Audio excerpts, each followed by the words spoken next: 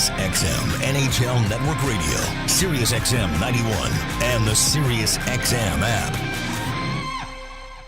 Join me, Gord Stellick, and Scott Laughlin as we recap the night that was on NHL Morning Skate, weekday mornings at 7 a.m. Eastern on NHL Network Radio, Sirius XM 91. Leafs game night here in Minnesota tonight. Jim Taddy and Anthony Stewart with you, Stu. I'm just looking at the Minnesota schedule. It is bizarre. They started with 2 home games and then one on the road for, let me do some quick math here, 7 games, and then came back and played at home Friday against Tampa and are at home today, obviously, and then Tuesday to LA and then go back out on the road again. That is bizarre.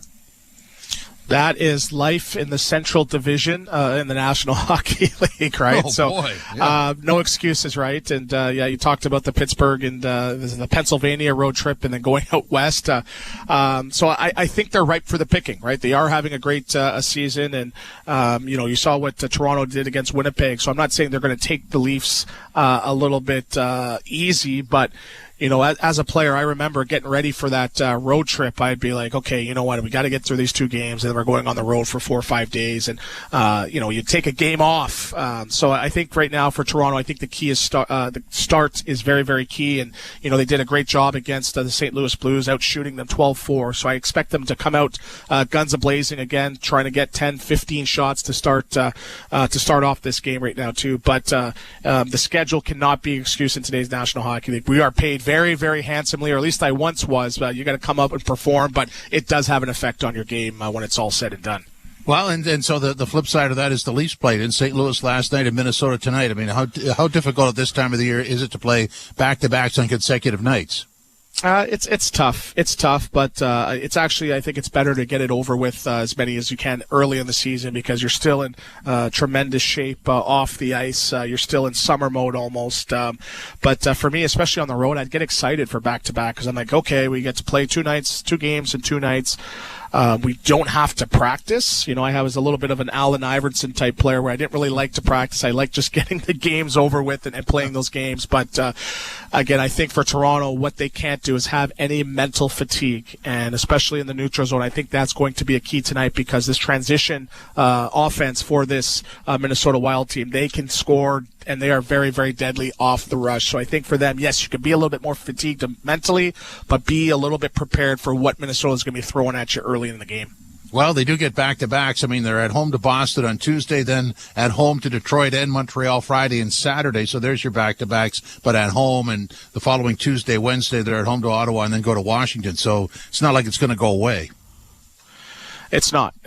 But again, I'm looking at it right now. A lot of those games are at home in the month of November. They go on a bit of a road trip at the end to Florida, which is, again, I'll be packing my Speedo, hopefully getting to go as well. Oh, God. No.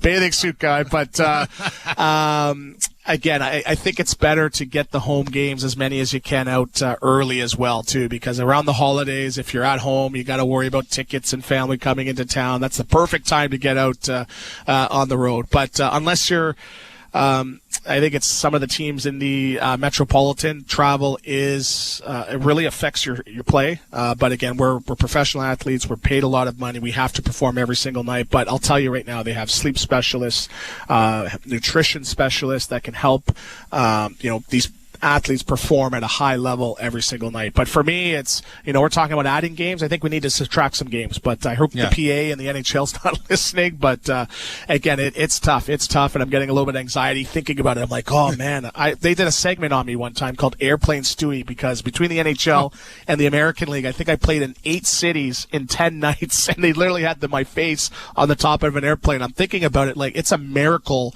that I did not get injured playing that much hockey in a short period of time. Well, that beats Ralphie's record. What's that? All those games, all those different cities. We have to discuss that. I'm sure he'll bring that up on air, but that's hilarious. It's hilarious. And just a tip, Speedo is too much of an image. I would go with the old-fashioned word trunks. Yes, the trunks, the swimwear, yes, the skimwear, yes. Oh, my. All right, let's go back to last night. This is Coach Barube after the game on what happened in that second period.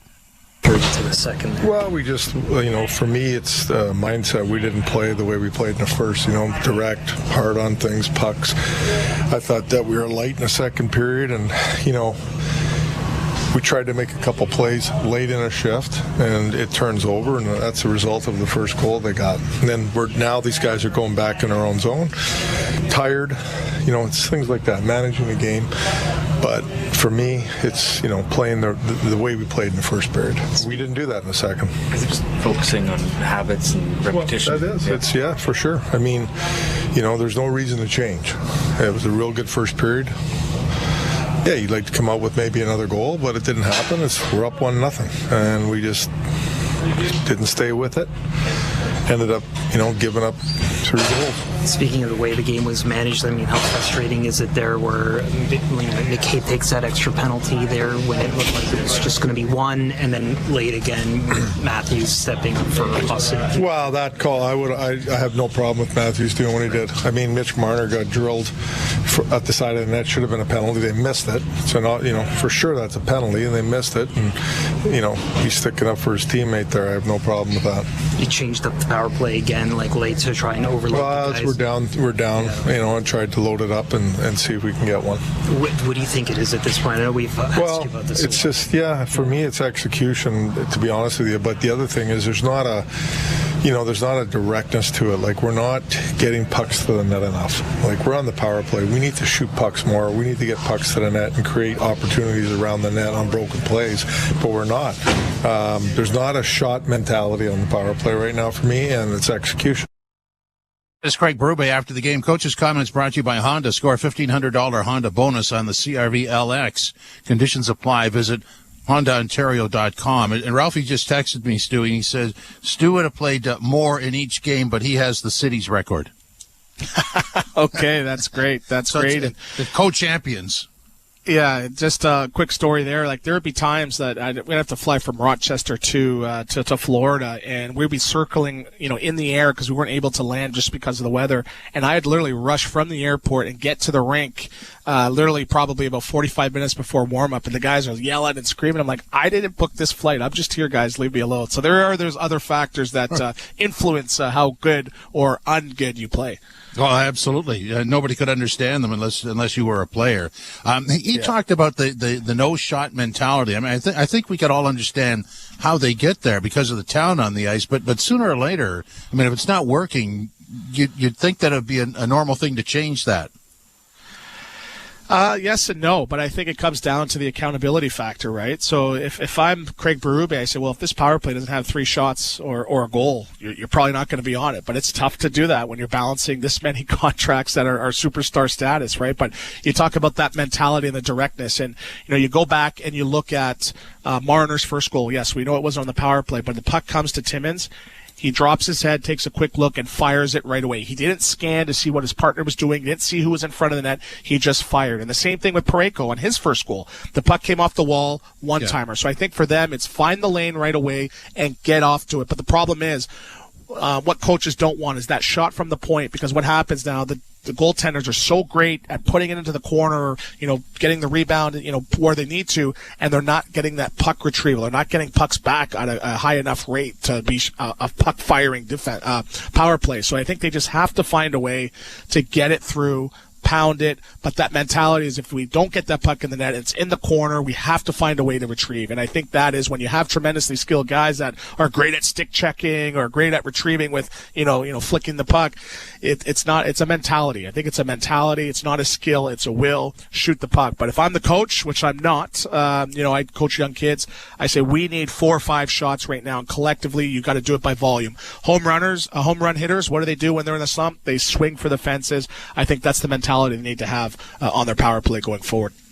He also mentioned about the problems in the second period. Now they changed their play, and it could be described as Steven Lorentz as did where they took their foot off the gas. But there's a little more to it. How does that erode over a break between periods? Well, it's I think it's not much what the Leafs did not do. I think it's more so what St. Louis was doing, and they're a big, strong, heavy team. They were winning a lot of the battles. You saw the Parayko goal go in, but then Kyrou comes back, 5 minutes later. He comes in, puts the puck on net, and it's a bad bounce off two Leaf skates, and it's in the net. So I think it's a mentality thing. Oh, man, we were supposed to be up 2-0. Now we're down 2-1. What's going to happen now? And that's sort of been the issue with the Leafs over the years. What's about to happen, as opposed to, hey, you know what? It's been a couple bad bounces. We need to find a way to swing momentum. But for me, I'm like, that game could have been over with after that first period if that power play ended up scoring. So I think it's just finding ways to have those easy wins and cruise to wins and not having to really worry about taking your foot off the gas. I just thought it was an interesting contrast to watch the Leafs in their own zone in that second period and St. Louis in their own zone in that second period, because the Blues gave the Leafs nothing to work with. They didn't. And, you're looking at some of the defense there. And I played with a Jay Bouwmeester who was 6'4", and he skated like the wind. It was tough to, be competing with him in the corners, and the same thing with Dustin Byfuglien.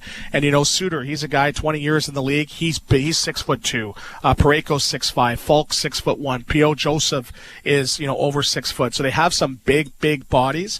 And when they're skating, they have that competitive edge. It's tough to play against. So you have to match that energy. But that's what they did in the third period, right? You saw the Suter hit on Marner. Matthews comes in right away. And then to a man, everybody's getting involved. And that now led to the next shift with Holmberg getting involved physically and McCabe throwing some big hits. And then to a man, they said, you know what, we're going to stick together as a group, win, lose, or draw. And that led to the goal by the fourth line, a couple of minutes later. So I think for them, it's just matching the energy and not letting teams suck the energy out of you just sort of with their play. But again, I was a guy that made a living playing the physical game, but I remember playing against a Parayko. I played with Justin Falk. Those guys are tough to play against, and you just have to have that mentality and that endurance to match and compete with those guys.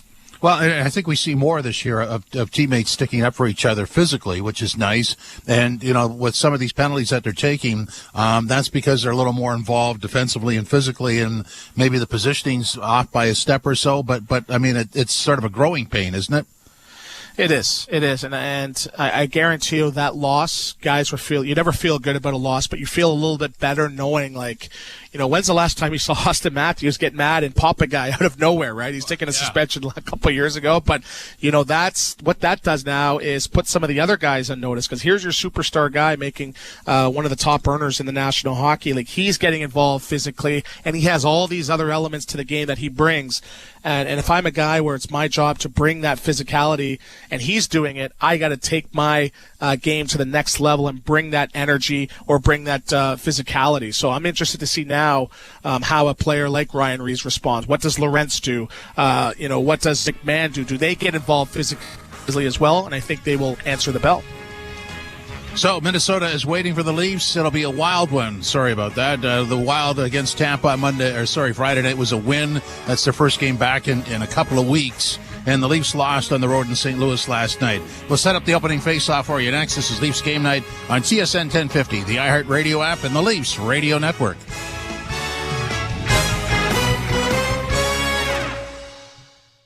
Breaking story from Alpine News Network. Firefighter Finn McHose, that's a nickname, right? Needed help contending with a blaze of debt. He called Alpine Credits and a superhero was sent his way. Summoning water, she extinguished the fire and consolidated his debt into one low monthly payment. His floors may be wet, but his debt is under control. Own your home? Need a loan? Alpine Credits can help. Alpine Credits, where homeowners get approved. Just for license 12616. Getting my Honda CR-V has opened the door to adventure. With Econ Mode to maximize fuel efficiency, I'm free to explore. And with tons of cargo space, it's easy to pack for getaways. My dog, camping gear. It's like I've discovered a wild, adventurous side of me. Alice is excited too.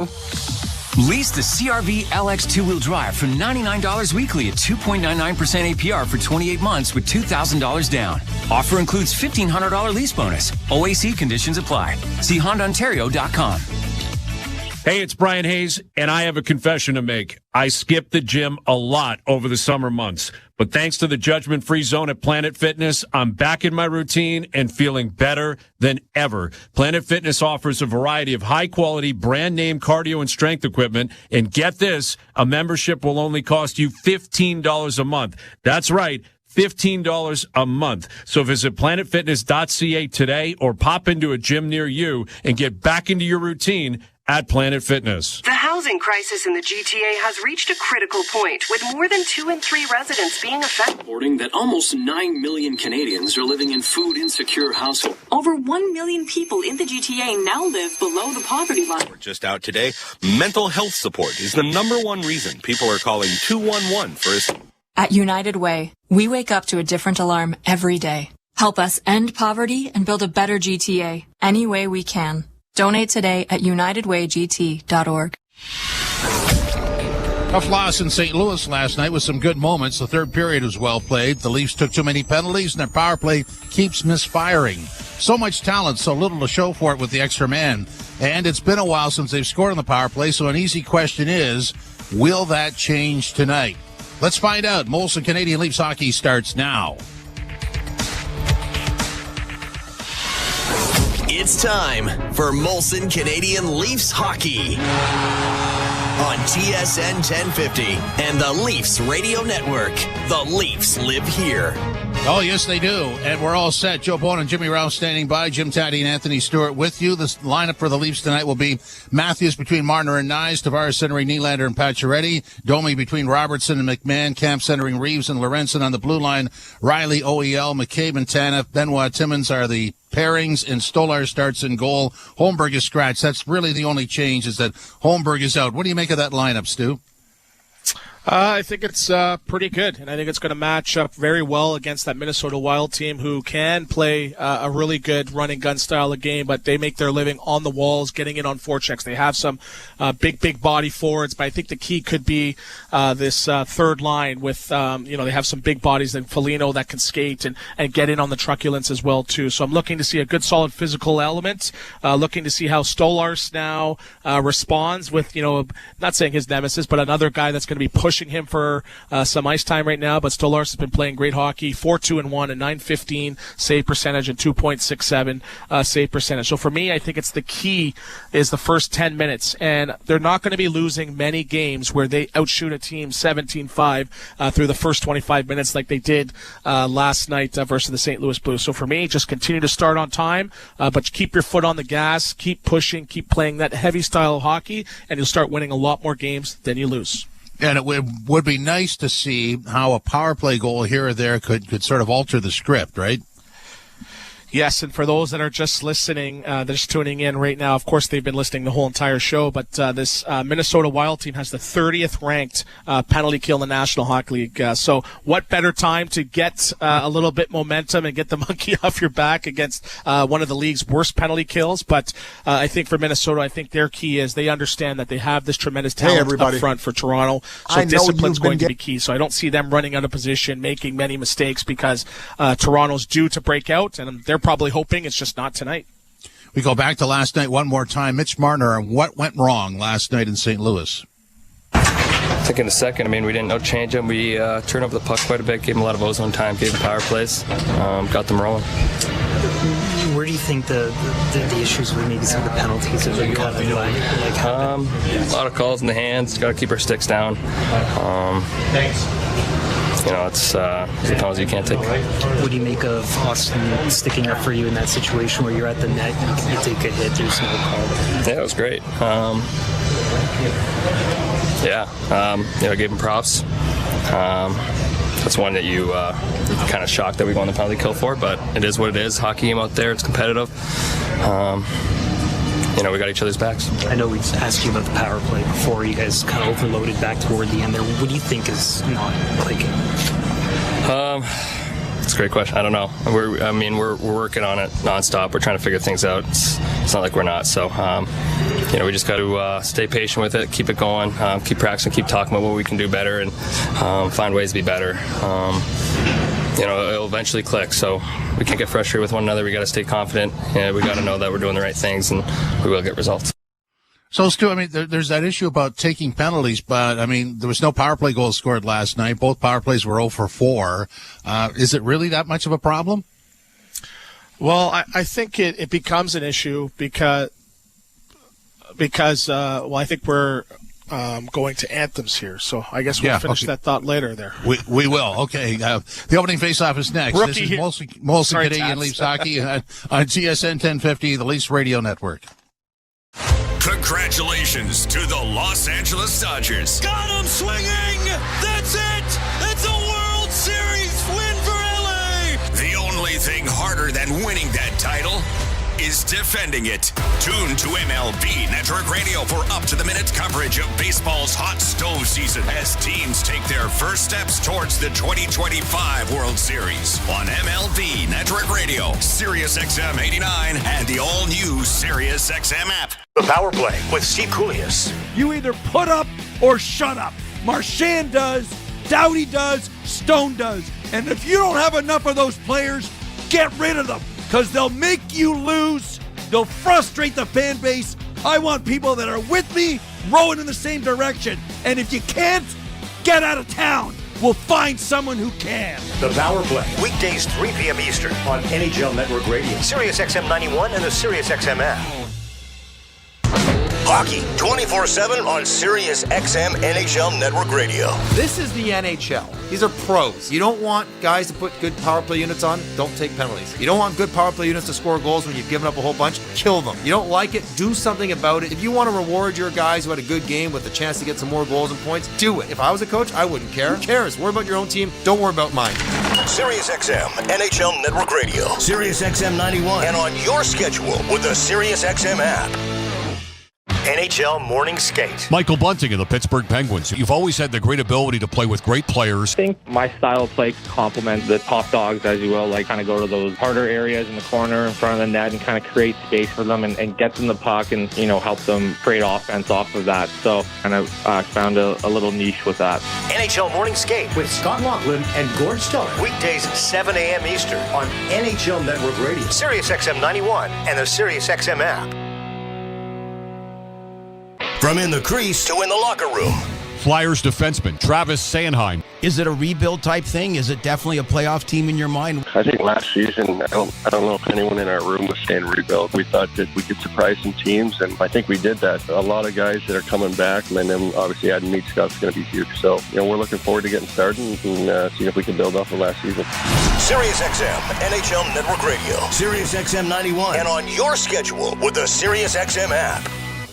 The National Women's Soccer League Championship game is coming to SiriusXM. Hey, it's World Cup winner Heather O'Reilly of SiriusXM FC. Join Jessica Charman and me for the first national radio broadcast of the NWSL Final. That's right, Heather. We'll be taking you through every thrilling moment live from Kansas City. Join us as we make history at the 2024 NWSL Final on Saturday, November 23rd at 8 Eastern. And it's on SiriusXM FC channel 157 and streaming on the SiriusXM app.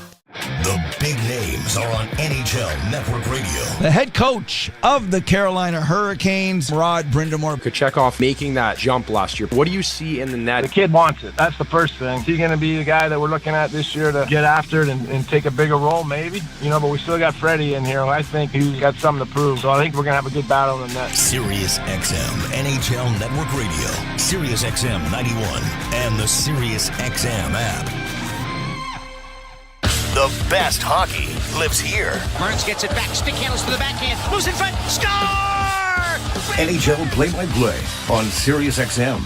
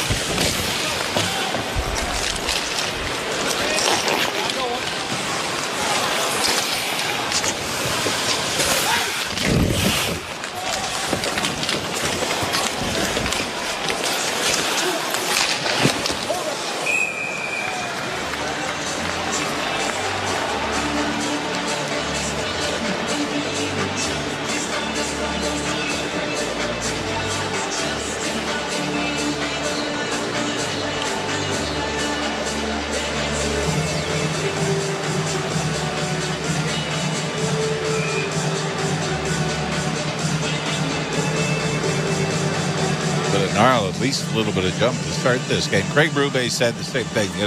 There was a letdown in the second period, and that ultimately cost him the game. Well, and the fortunate goal that deflected in off Jake McCabe's skate was an enormous tally that made it 2-1. Reeves down into the corner.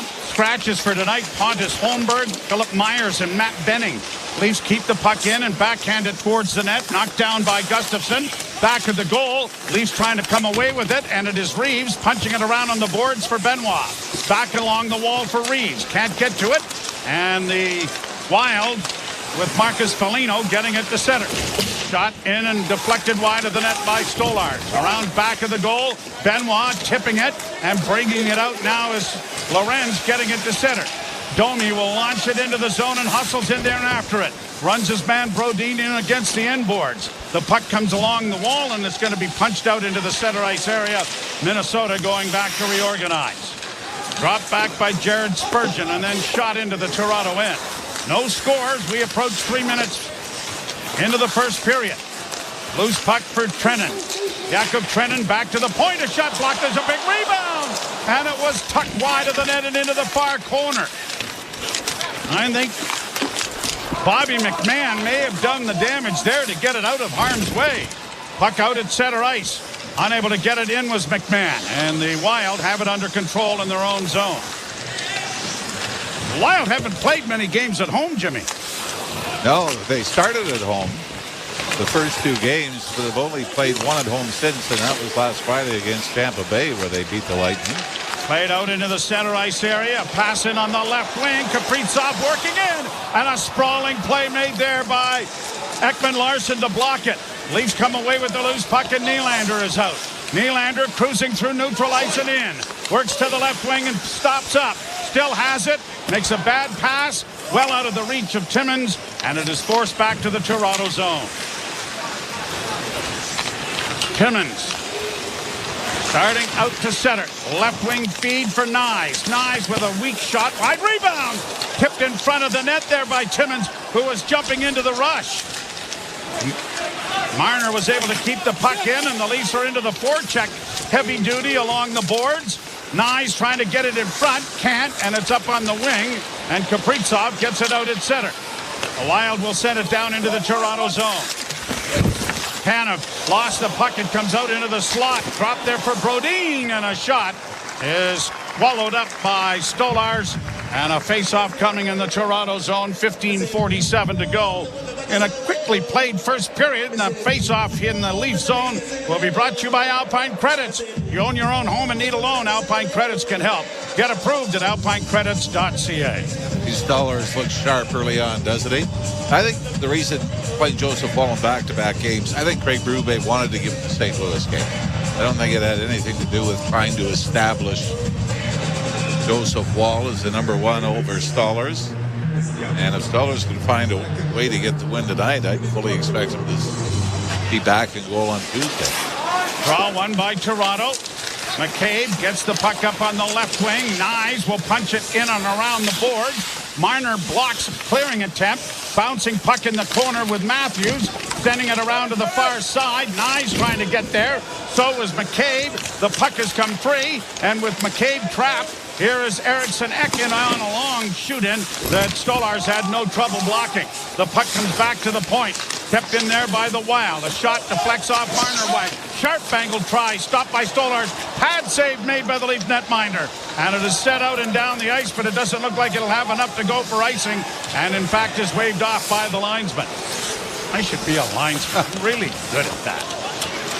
They really only make half the calls that we do. Yeah, and I could certainly do it from here. Now back in along the boards. It comes back with Camp getting it back to the blue line. Wrist shot deflects wide. Lorenz and Camp play it around back of the Minnesota goal. And Bogosian, the former Leaf, getting it up on the wing, and out come the Wild to center, only to have an errant pass intercepted. Leafs regrouping at their own blue line with Morgan Riley. Left wing feed off a skate and into the zone. Cut off by Chisholm. Chisholm will get it up on the left wing. Marcus Foligno, the Sudbury, Ontario native, gets it down into the corner, and the Leafs are able to turn it over and bring it back. A pass deflects Ekman-Larsson couldn't get it ahead, and then when they finally do get possession, they just shoot it in, the Leafs do. Middleton is back behind his goal, regrouping with Brock Faber. Pass up at center. Wild get it into the Leaf zone. Locko into the corner and around back of the net. Timmins sidesteps a hit, able to get the puck up on the wing, and it's going to be chipped off the boards by Robertson into the center ice area. Now, Kuznetsov in across the line with a pass. That deflected well wide of the net. It goes up on the wing, and the Leafs are going to get it out into the center ice area. Quickly played first period. There hardly has been any stoppages of play, which has kept the world's best color commentator almost silent as it goes around back of the net and into the corner. I think I get better when that happens. Back at the point. Oh, nuts. Well, Joe, Stolar stopped it, held it, there's a face-off. Should probably go to a commercial. Oh, good point. All right, why don't we do that? There's no score. You're listening to Molson Leaf Hockey on TSN 1050 and the Maple Leafs Radio Network. To win your fantasy football league, you need to be one step ahead of the competition. And at SiriusXM Fantasy Sports Radio, we're giving you the edge you need to take home the trophy. There are no tight ends that you can count on. We will tell you who to start. Our experts are doling out start-sit advice, waiver pickups, and so much more to help you win a championship. Just because you're allowed to make a waiver move doesn't mean you have to make a waiver move. Listen right now on Channel 87 in the car and on the all-new SiriusXM app. The Power Play with Steve Koulias. You either put up or shut up.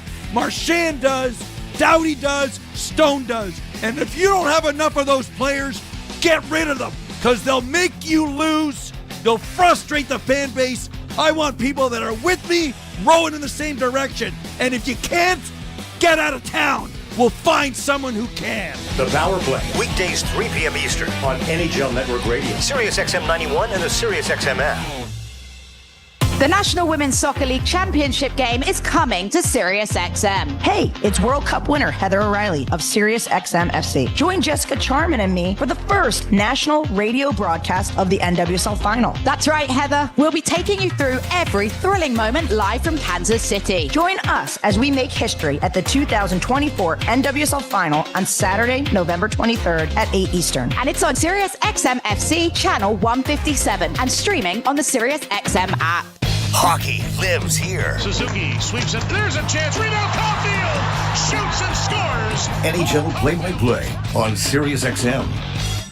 Got a little bit of time here. You got anything to add? Yes. Oh, good. It's a great commercial.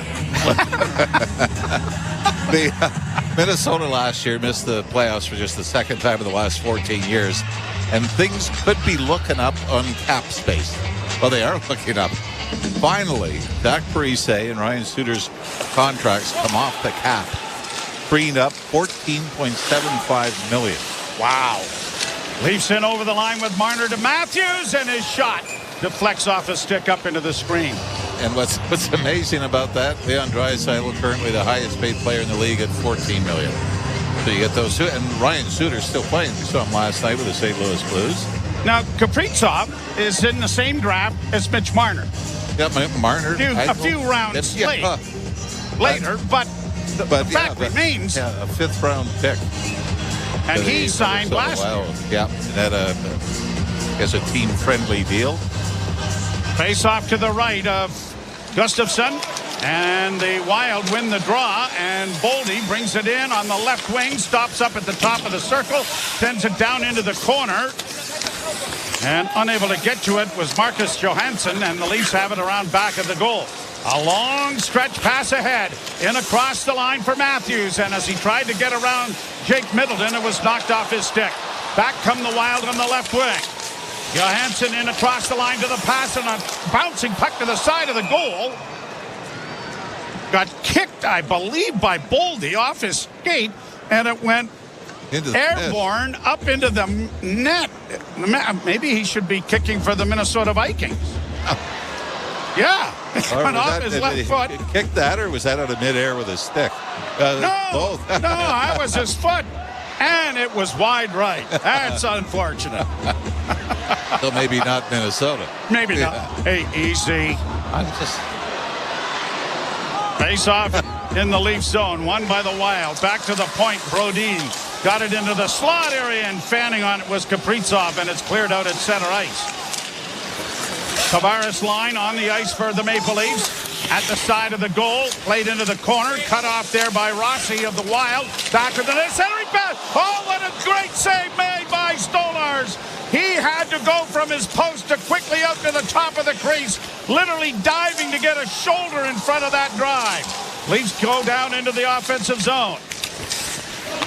Nylander plays it into the near corner. Now rings the boards with it to find no one at the point as the Leafs were changing.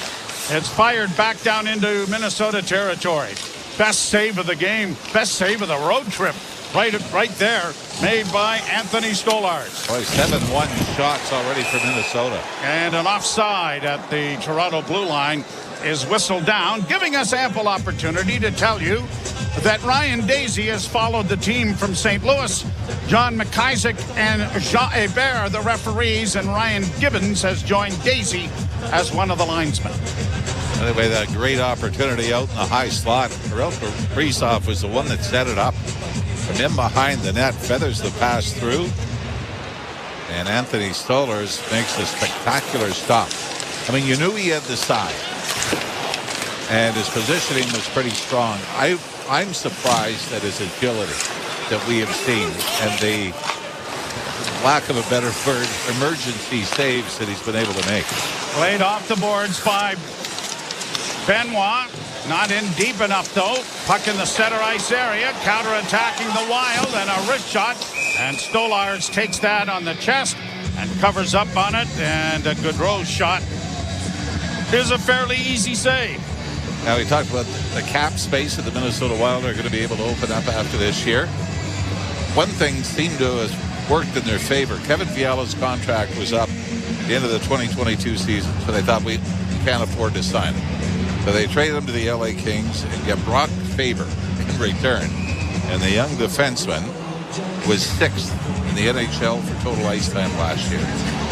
And not a bad deal. Yeah, it's been a bright spot on the Minnesota blue line. Wild win the face-off. They work to the near boards. Shots favor Minnesota 8-1 here in the first period. Leafs finally get the puck out, and now Riley hits the line, mishandles the puck, then feathered it, and I do mean feathered, as he just chopped at it and it rolled. I'm not sure it had enough to get across the goal line, but it is caught by Gustafsson and stops play for a face-off. Leafs go into Minnesota with a 5-game winning streak against the Wild and an 8-game point streak, 11-0-1 in their last meetings. Played last year in Sweden. Those two teams, if I recall correctly. Can you imagine that is a shot on goal? Well, they've given the Leafs one. I don't think it had gone over the goal line. I'd still be playing. At the point, Tanev, his shot doesn't make it through. Domi to Tanev in a drive. That was stopped as a rebound, and it's cleared into the corner by Minnesota. Boldy gets to the Leaf blue line in on the left wing. Laco sending it wide of the net. Good hit there by Robertson to free the puck up, and the Leafs are able to get it out. But an errant pass has the Wild back at the Toronto blue line. McMahon can't get to it. Launched high, too high. No, too high. Too high. Into the screen and out of play. Been a few that have been launched there already. And this is the line that the Leafs have got to get going. McMahon, Robertson, and Max Domi. For Max, still has not scored this season and has not even had a point in the last 6 games. 10:26 to play in the first period. Still no score. Face-off outside the Toronto blue line. The Wild are going to shoot it into the Leaf end.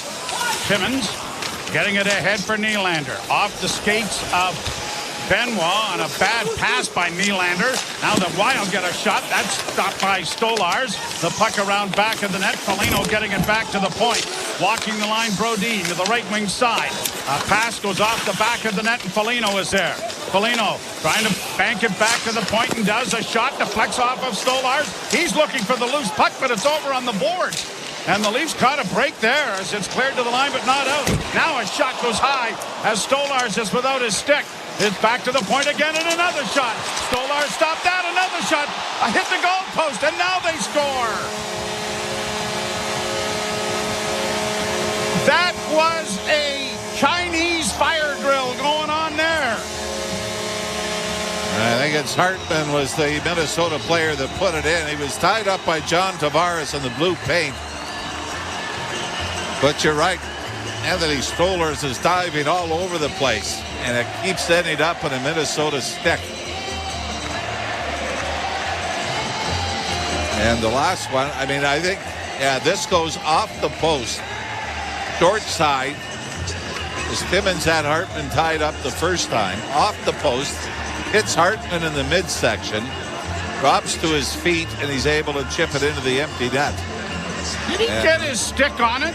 Yeah, I know there looks like the Leaf bench and coaching staff looking at it, but yeah, I think he chipped it in with his. Well, now we might be getting a video review here. That's what I was thinking. Yeah, I don't know if he got his stick on it or whether it was his foot.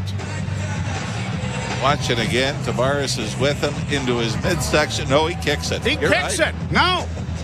You know what?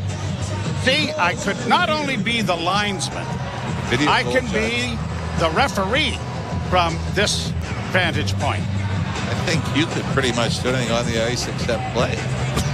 Good point. I don't think this is going to count. No, this is. I'll tell you though, it was a hell of a play. And the worst thing is with Hartman, he couldn't. The right-handed shot, and the puck came off him to his left. So really, the only thing he could do. The only thing I'm thinking, Joe, is John Tavares. That's what I think there have to be. Yeah, here's the call. Here's the call. After video review, it was determined that the puck was not kicked into the net. It's a good goal. There it is. Well, there goes my thoughts about it officiating from this vantage point. 1-0 in favor of the Minnesota Wild as Hartman is going to get his third goal of the season. And I don't know, Joe, if the Leafs were the ones that challenged. Right? We didn't see an announcement where they said the Leafs have challenged, so there's no minor penalty to the Leafs for delay of game. This would have been an official's review. The Leafs will have to try to do something that has not been done this season, and that is win a game against the Wild when they've scored the opening goal. They are 5-0-2 when scoring first. Leafs get it down into the offensive zone. Marner on the right wing. Back pedals towards the point, then sends it in front of the net. And Nyes, who tried to redirect it, was laying at his feet, but he couldn't spot it, or he might have been able to backhand it towards the goal. Played down into the Toronto zone. Riley sending it around the wall to the far side. Now Camp gets it out at center. He'll launch it into the left wing corner, and Marner goes into forecheck. 1-0 Minnesota with 8:50 to go in the period. And it's back down into the Toronto end. Around back of the net. McCabe dishes it off on the right wing side. Played ahead and down into the Minnesota zone. Left wing side, grabbed by Brodin. Played out at center, and it'll be Tanev getting it in over the line. Unable to punch it up there was Brodin, and the Leafs go back into their own zone. Jake McCabe skates to center. Had it hit a skate, doesn't get it in. And then we get a whistle, and was it touched with a high stick? At any rate, face-off coming in the neutral zone when we return. Minnesota Wild have taken a 1-0 lead, 8:12 to play in the first period. You're listening to Molson Leaf Hockey on TSN 1050 and the Maple Leafs Radio Network. From the biggest stadiums to the coziest holes in the wall. From house parties to porch hangs to pride celebrations. From your favorite fuzz shop to your local Indian spot. From noodle bars to sports bars to salsa bars. There's a Molson with your name on it. Canadian Ultra XL. Molson. Everyone in.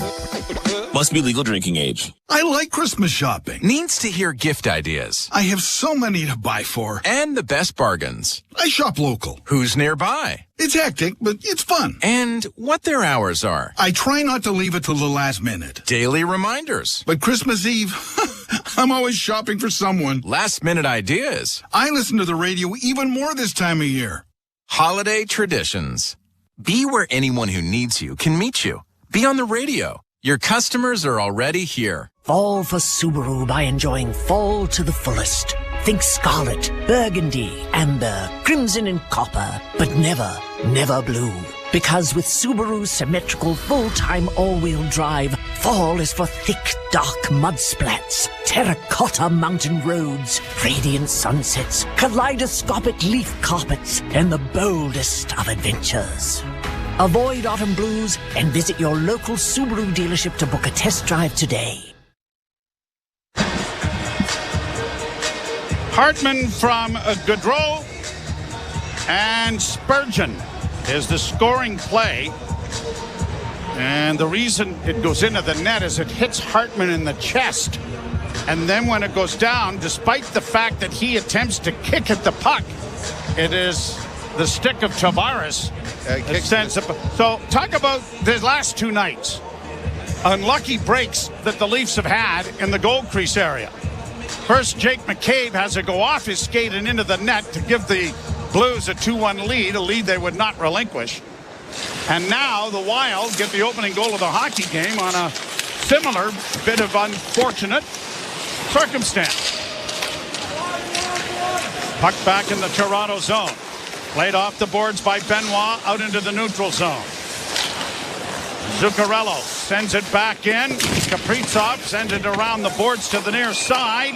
And a penalty coming, and Benoit is down and getting up and looking for the train wreck that arrived. And now we've got Timmins in there on behalf of Benoit, who was high-sticked in the face. And he is being looked at by a surgeon. Candy Striper? Yeah. Now, what was it? Was it the stick? The stick after the hit. Yeah, the stick came up. And so Kaprizov is, I think, going to get the penalty. And he is. And here's the good news and the bad news. The power play brought to you by our Ontario Subaru dealer. Enjoy fall to the fullest with symmetrical full-time all-wheel drive.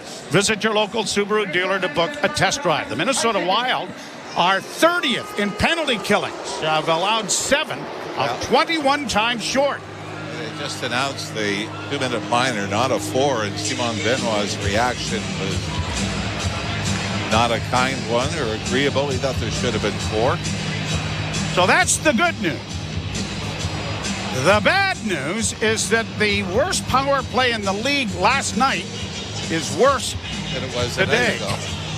0 for 18 on the road, 3 for 38 overall. And the scary thing is, we've discussed it on the air and off, it's not like they're getting a ton of chances and just can't get a break. Well, they were at 8.8% in St. Louis. That's down to 7.9. All right, let's see what happens. Marner dishes off on the far side. Nylander with a shot that was stopped there by Gustafsson. Puck around the boards to an open corner, and Matthews gets there.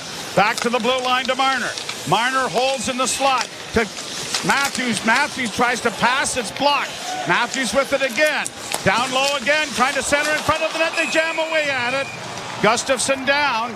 But again, it's trying to make a cute pass in the goalmouth area as opposed to hammering the thing, and Matthews had a couple of chances there. And 5 forwards on the ice as well, as Matthew Nyes has basically replaced either Morgan Riley or Oliver Ekman-Larsson. So you've got Nylander and Marner both playing the points.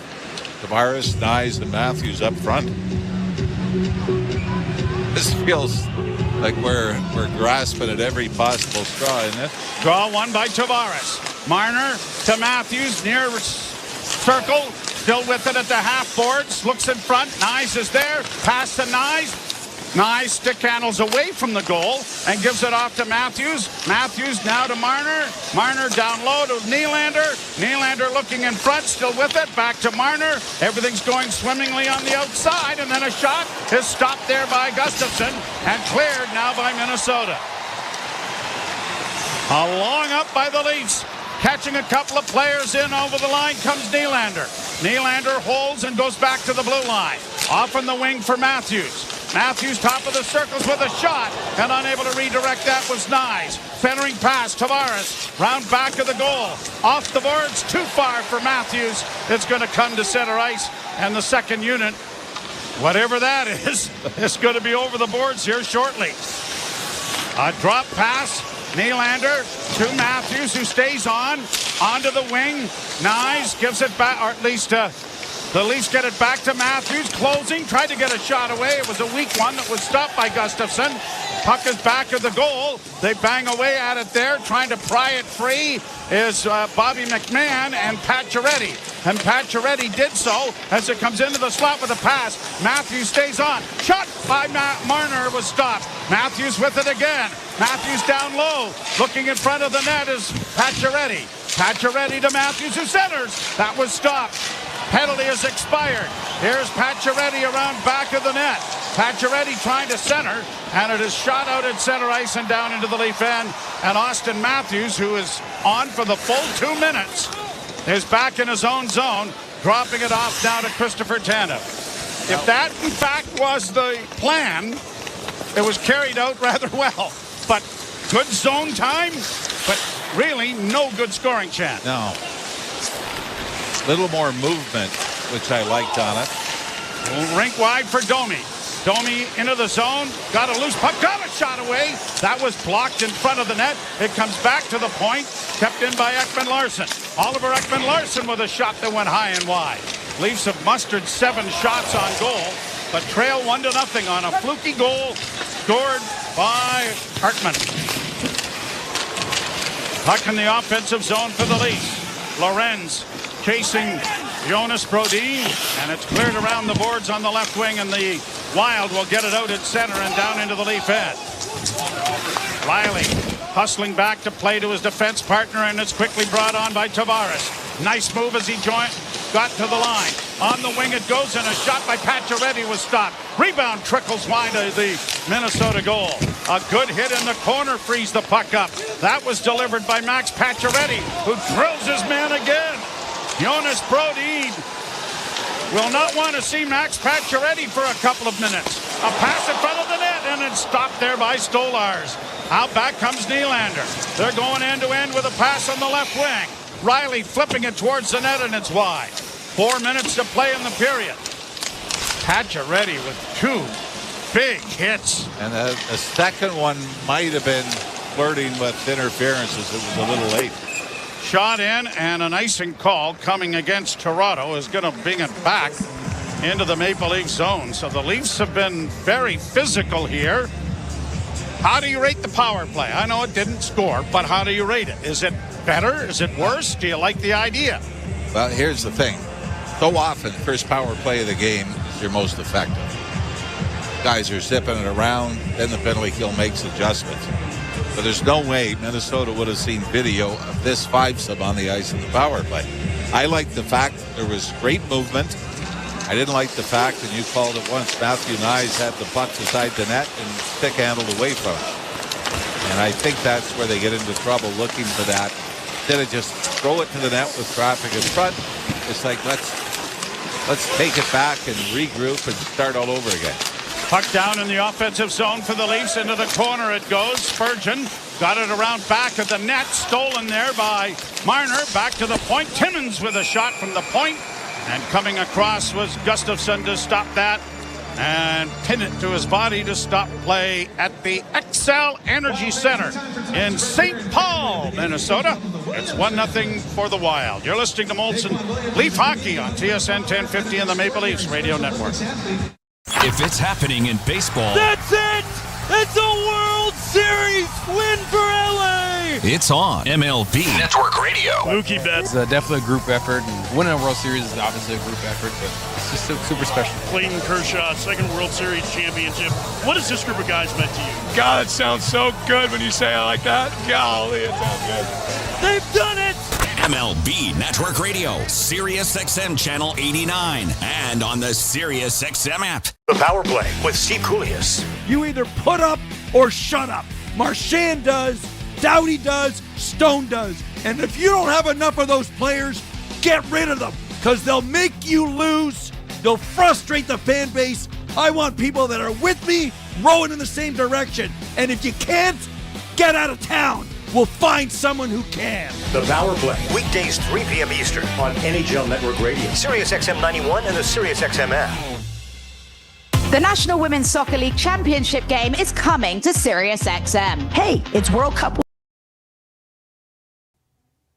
Hey, hockey fans, thanks for hanging out with us tonight for this Sunday matchup. Back-to-back nights, the Leafs traveling, the clocks fell back. It's starting early tonight, an hour earlier than normal because it's Sunday.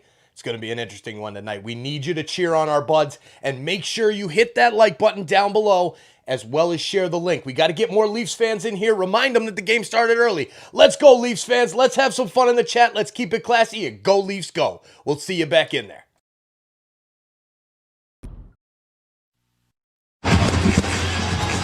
Tobone along with Jim Ralph. Back here as the Maple Leafs trail 1-0 in the hockey game. And they're flashing the power play stats on the screen. And I think a little unfairly, I know Mark Savard runs the power play, but a little unfair to put his picture next to it. A wrist shot taken by Robertson went high and wide. The Leafs have not scored a power play goal on the road this year. Of course, when you're at 7.9%. You ain't scoring anywhere. Yeah. Played back to the point. Riley walks the line. Holds. Dishes off to a shot taken there by McMahon. Went high and wide, and the Wild get it out at center. And across the line. That was close to being offside. And a shot is deflected into the corner. Lacko getting out of the corner with it, trying to play it back, and it's deflected, and out at center ice it comes. Played right back in again, but the Leafs poke it back out, and now are going to launch it high into the air. Robertson steals the puck. Robertson dropping it back, and a shot by Matthews, who's deflected wide of the goal. Another shot is stopped on the short side by Gustafsson. Centering pass. Matthews trying to steal it again. Does so in the corner.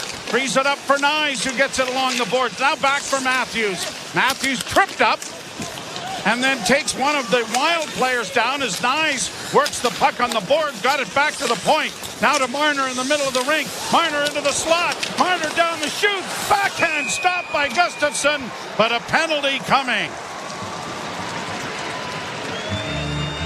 What you want from your number one line, Austin Matthews, a great opportunity to tie this game up.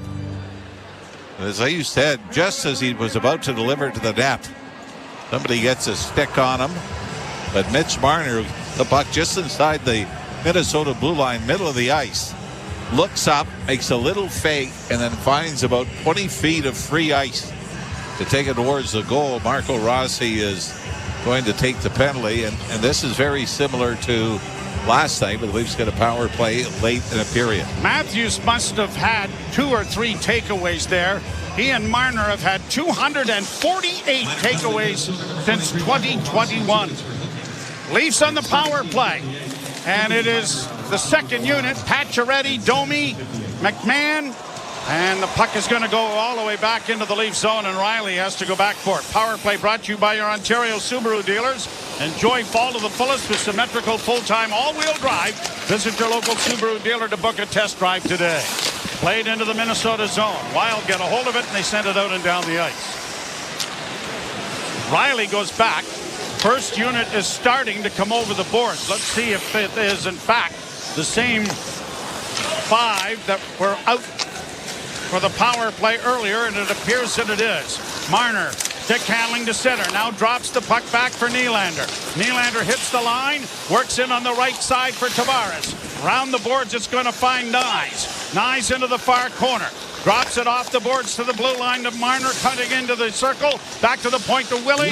Back to Marner. Marner holding with less than a minute to go in the period. Marner near side for Matthews. Doesn't shoot it. Cross-ice pass. The shot. Scores! Holy mackerel! The power play has clicked, and it's Wee Willie making it a 1-1 tie.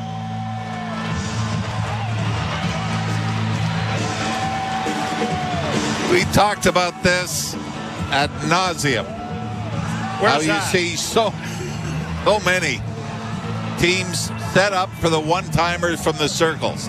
And you have Matthews on the right side, Nylander on the left, and very seldom do you see those opportunities. Well, this time it was Matthews from the right wing circle spotting Willie Nylander. But a big part of this show is because Matthew Nyes goes to the front of the net and is front of Gustafsson and takes a man with him. That's not going to show up in the score sheet, but to me that is what is so huge on the power play. 9th of the season for Nylander, second by way of the power play. And saints preserve us. The Leafs have scored with the man advantage. You want to do the math to see what the percentage is now? I'm not good at that. Play it around the boards and into the near side. Middleton sends it back to the point. A pass goes off a stick with 27 seconds left in the period. And it is tripped out at center ice by David Camp. Reeves couldn't get to it. Played high to center ice, and a penalty is going to come here to Chris Tanev. I was just going to say, what happens when the Leafs usually get the first two power plays of a game? And it happened in Winnipeg, then the Jets got the next 5.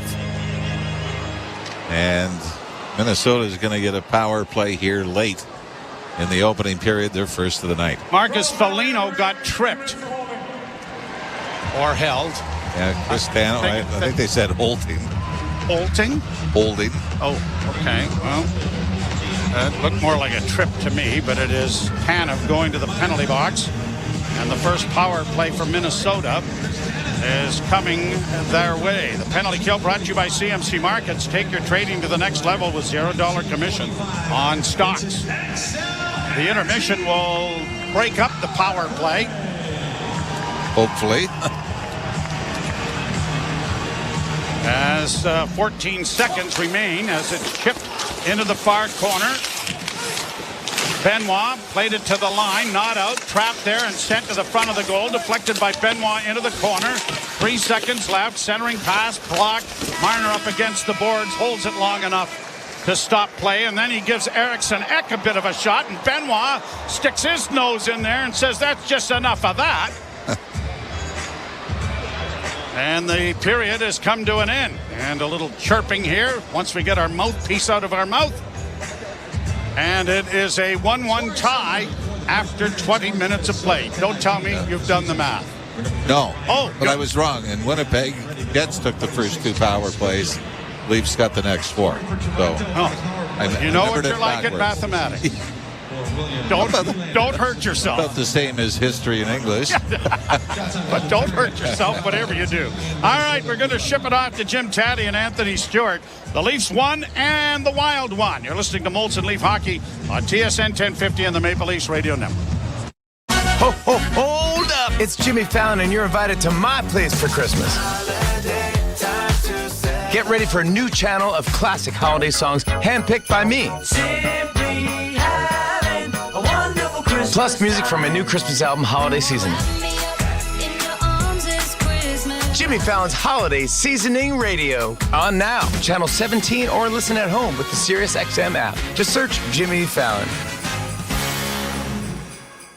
The Power Play with Steve Koulias. You either put up or shut up. Marchand does, Doughty does, Stone does. And if you don't have enough of those players, get rid of them, because they'll make you lose.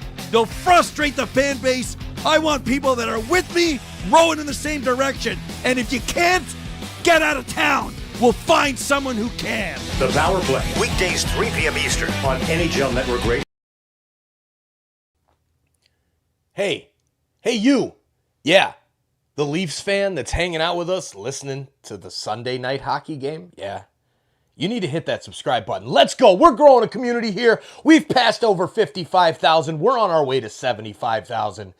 Please hit that subscribe button. Turn on that bell so you don't miss when we go live for every single Leafs game. If the Leafs are on the ice, we're live right here on TSI. Now, thank you for helping us grow this awesome community. Now, let's go back to the hockey. Go Leafs, go. Let's finish this one strong. We need the 2 points tonight. Coming off that loss in St. Louis last night. Let's go, buds. See you back in the chat. I'll play complement the top dogs, as you will, like kind of go to those harder areas in the corner in front of the net and kind of create space for them and get them the puck and, help them create offense off of that. So kind of found a little niche with that. NHL Morning Skate with Scott Laughlin and Gord Stellar. Weekdays 7 a.m. Eastern on NHL Network Radio, Sirius XM 91, and the Sirius XM app. The National Women's Soccer League Championship game is coming to SiriusXM. Hey, it's World Cup winner Heather O'Reilly of SiriusXM FC. Join Jessica Charman and me for the first national radio broadcast of the NWSL Final. That's right, Heather. We'll be taking you through every thrilling moment live from Kansas City. Join us as we make history at the 2024 NWSL Final on Saturday, November 23rd at 8 Eastern. And it's on SiriusXM FC channel 157 and streaming on the SiriusXM app. The big names are on NHL Network Radio. The head coach of the Carolina Hurricanes, Rod Brindamore. Could check off making that jump last year. What do you see in the net? The kid wants it. That's the first thing. Is he going to be the guy that we're looking at this year to get after it and take a bigger role? Maybe. But we still got Freddie in here. I think he's got something to prove. So I think we're going to have a good battle in the net. Sirius XM NHL Network Radio, Sirius XM 91, and the Sirius XM app. From in the crease to in the locker room. Flyers defenseman Travis Sanheim. Is it a rebuild type thing? Is it definitely a playoff team in your mind? I think last season, I don't know if anyone in our room was saying rebuild. We thought that we could surprise some teams, and I think we did that. A lot of guys that are coming back, and then obviously adding Meat Scott's going to be huge. So, we're looking forward to getting started and seeing if we can build off of last season. Sirius XM, NHL Network Radio, Sirius XM 91, and on your schedule with the Sirius XM app. Join me, Gord Stellar, and Scott Laughlin as we recap the night that was on NHL Morning Skate, weekday mornings at 7 a.m. Eastern on NHL Network Radio, Sirius XM 91. Molson Canadian Leafs Hockey is on TSN 1050 and the Leafs Radio Network. The Leafs live here. Back to the point to Willie. Back to Marner. Marner holding with less than a minute to go in the period. Marner near side for Matthews. Doesn't shoot it. Cross-ice pass. A shot. Scores! Holy mackerel! The power play has clicked, and it's Wee Willie making it a 1-1 tie. That's where we stand after 20 minutes of play. Minnesota 1, Toronto 1. TSN After 20 brought to you by your Ontario Subaru dealers. Enjoy fall to the fullest with symmetrical full-time all-wheel drive. Visit your local Subaru dealer to book a test drive today. Jim Taddy and Anthony Stewart with you. And Stu, that power play goal is, there's a lot to unpack there. Ralphie did a nice job of reporting on Nyes, getting in the net front and taking a defender with him, which opens up Nylander. But a cross-ice pass, you don't see that very often. Hello, Stu. Okay, well, Stu's gone. We'll get him back.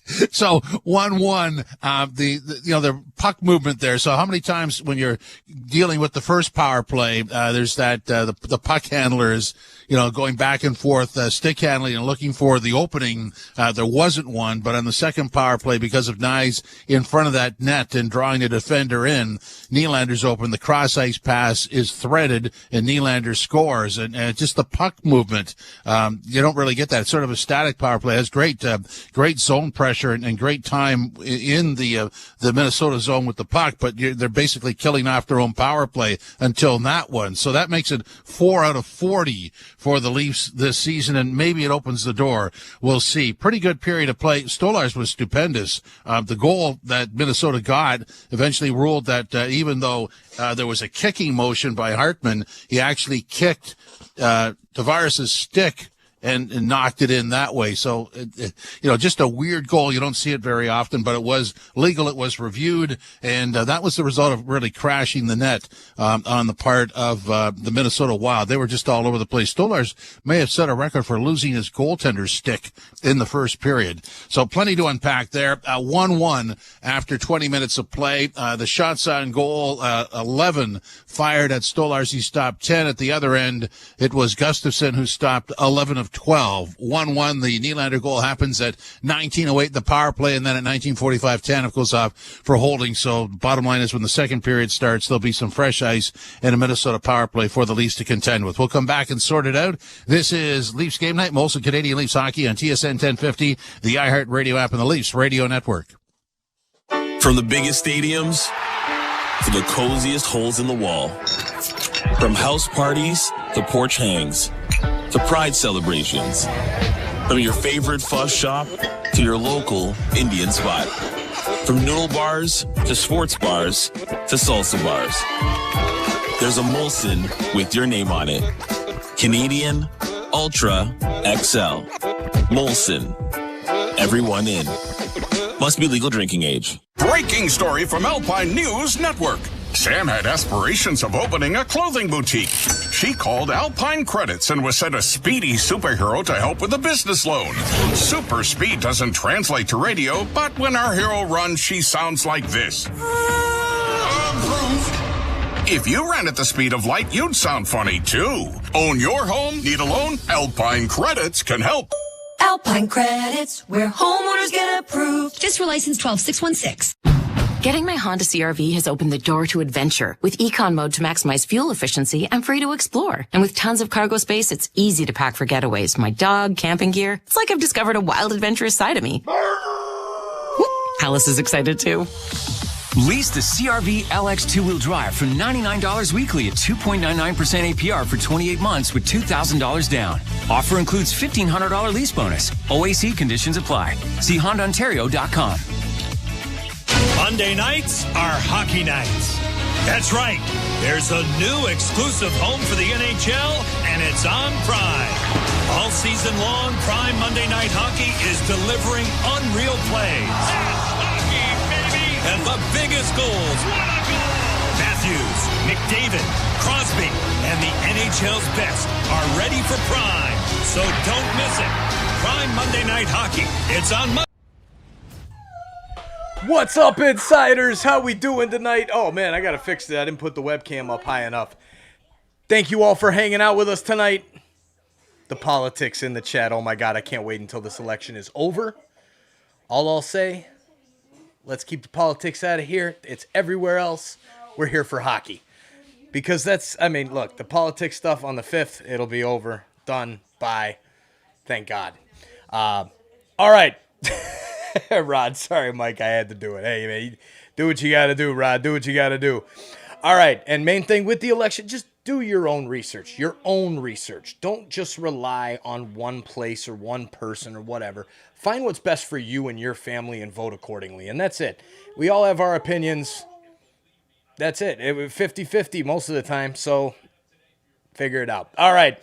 With that being said, 1-1, we got to get this going here, buds. Let's get a couple goals here in the second period and get back in the lead. We've got to get the 2 points tonight. Allison, stop being so mean. All right, intermission report's back on and my head's getting cut off because I didn't put the webcam high enough. Cheers, insiders. Play goal, isn't it? Yeah, I must have jumped out of my seat after that power play goal went in and knocked off the power grid here. But again, I think it's a great job, and it actually got them back into the game. And I was a little bit skeptical about the 5 forwards, but on that first goal, you saw the little bit of that role play between Marner and Nylander. And what that did was it opened up the one-timer, and it actually drew the Minnesota defender in. And I heard you talk about Matthew Nyes in front of the net. You actually see Tavares actually slide there too. So making them collapse, but we know Matthews can really find that needle in a haystack there, threading it to Nylander for the one-timer. That's the skill that we're talking about too. But they established it with, I'm sure they did a scouting report on Mitch Marner last game saying, hey, he's going to be prone to shoot the puck, so make sure you respect it. And that opened up the shooting and the passing lane, and it's 1-1. Well, and that's a contrast to the first power play where they, whoever had the puck on his stick would just sit there and handle it and wait for somebody to move. I mean, the way you break down the coverage is to move around, or as Nyes and Tavares did, get some net front. Yes, and it draws defenders in different sticks and different stick lanes too. And what I think it's going to open up too is that Matthew's shot. There was a couple times where he could pull the trigger 2 or 3 times. So I think what he's going to be doing is a little bit of rope-a-dope now that they're thinking cross-seam. I'm seeing now if they get another opportunity, I think it's going to open up one of those little trick shots that he does where he shoots it low. But I saw him on the first power play shoot for sticks, shoot for some redirects as well too. So there's a little bit more variety in years and games past this season. But for me, it just seems a little bit more movement, a little bit more weapons and opportunities to score, and that's a start. So again, they still have some work to do, but for them, they're going to take it. They feel the monkey's off the back, and I think if they can get a couple more just based on the penalty kill struggling for the Minnesota Wild. I'm curious as to where this goes. There's a lot of physical play deep down in the Leaf zone for sure.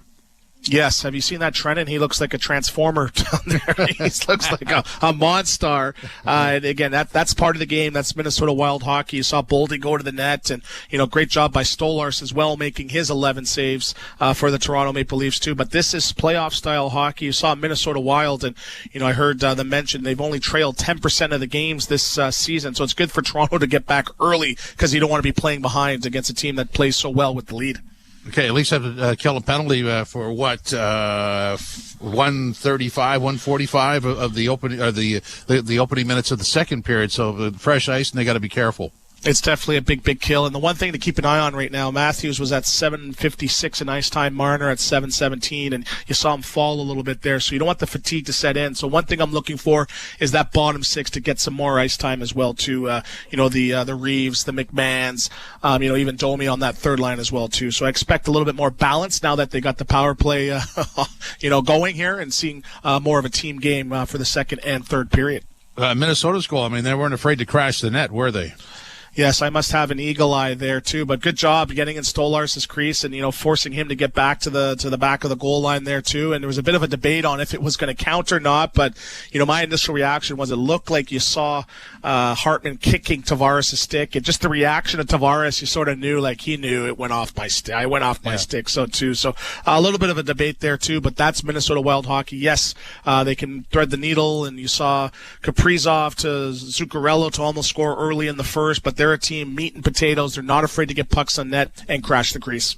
Stu, thanks very much. And on the way out, we got to do the out-of-town scoreboard. You don't have to go out of town for a great new Tundra or RAV4 gas or hybrid. Maple Toyota has them in stock and ready to deliver. Visit mapletoyota.com.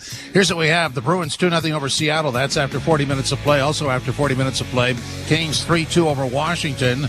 Earlier today, the Rangers 5-2 over the Islanders. The Jets 7-4 over the Lightning. Getting set to start in about an hour. Chicago and Anaheim against the Ducks. And Edmonton and Calgary against the Flames. In our game, it's tied at 1 after 20 minutes of play. Oh, yes, guy. The second period is next on Molson Canadian Leafs Hockey on TSN 1050 and the Leafs Radio Network. The NFL trade deadline is Tuesday at 4 p.m. Eastern. And while the nation is running to the polls, your favorite NFL team is running to the phones. Who's staying? Who's on the move? We're not going to just make a move to make it. It's got to be the right guy. SiriusXM NFL Radio is your home for the latest news and rumors. This trade is a huge upgrade over what they had. Nobody covers the trade deadline like our experts on SiriusXM NFL Radio Channel 88 and on the all-new SiriusXM app. The Power Play with Steve Koulias. You either put up or shut up. Marchand does, Doughty does, Stone does. And if you don't have enough of those players, get rid of them, because they'll make you lose. They'll frustrate the fan base. I want people that are with me, rowing in the same direction. And if you can't, get out of town. We'll find someone who can. The Power Play, weekdays 3 p.m. Eastern on NHL Network Radio, SiriusXM 91, and the SiriusXM app. The National Women's Soccer League Championship game is coming to SiriusXM. Hey, it's World Cup winner Heather O'Reilly of SiriusXM FC. Join Jessica Charman and me for the first national radio broadcast of the NWSL Final. That's right, Heather. We'll be taking you through every thrilling moment live from Kansas City. Join us as we make history at the 2024 NWSL Final on Saturday, November 23rd at 8 Eastern. And it's on SiriusXM FC channel 157 and streaming on the SiriusXM app. The biggest names in the game. Trying to get behind Ristolainen. Walks in. Put it between his legs. Shoots it. Score! NHL play-by-play on SiriusXM. Join me, Gord Stellick, and Scott Laughlin as we recap the night that was on NHL Morning Skate, weekday mornings at 7 a.m. Eastern on NHL Network Radio, SiriusXM 91. Ray Hudson here with an important announcement. You can listen to your favourite SiriusXM FC shows on the all-new SiriusXM app, now available for all subscribers. Hockey lives here. Suzuki sweeps it. There's a chance. Rebound, Caulfield shoots and scores. NHL play-by-play on SiriusXM.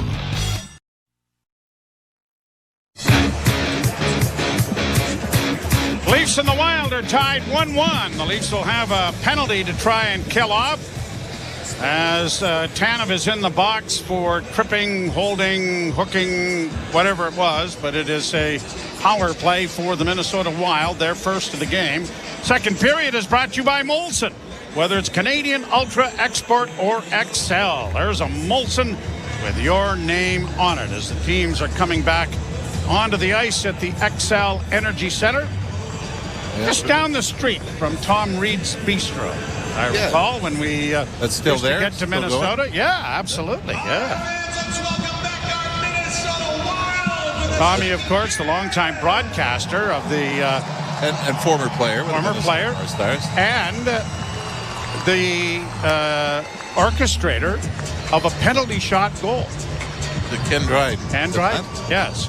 When he went to the bench, the coach asked the officials if there was a chance anyone else could take it.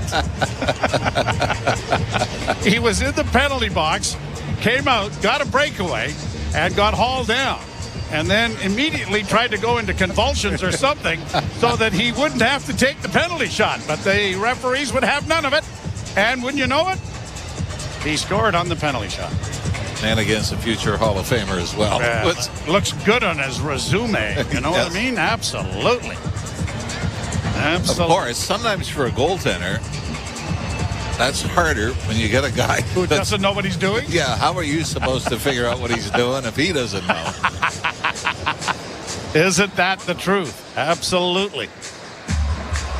I was watching highlights now. This was at the WHA. They played in a rink where the boards were made of glass as well. I remember that. Yeah. Is that the Fighting Saints? Minnesota Fighting Saints, coached by Harry Neal. Harry S. Neal, yes.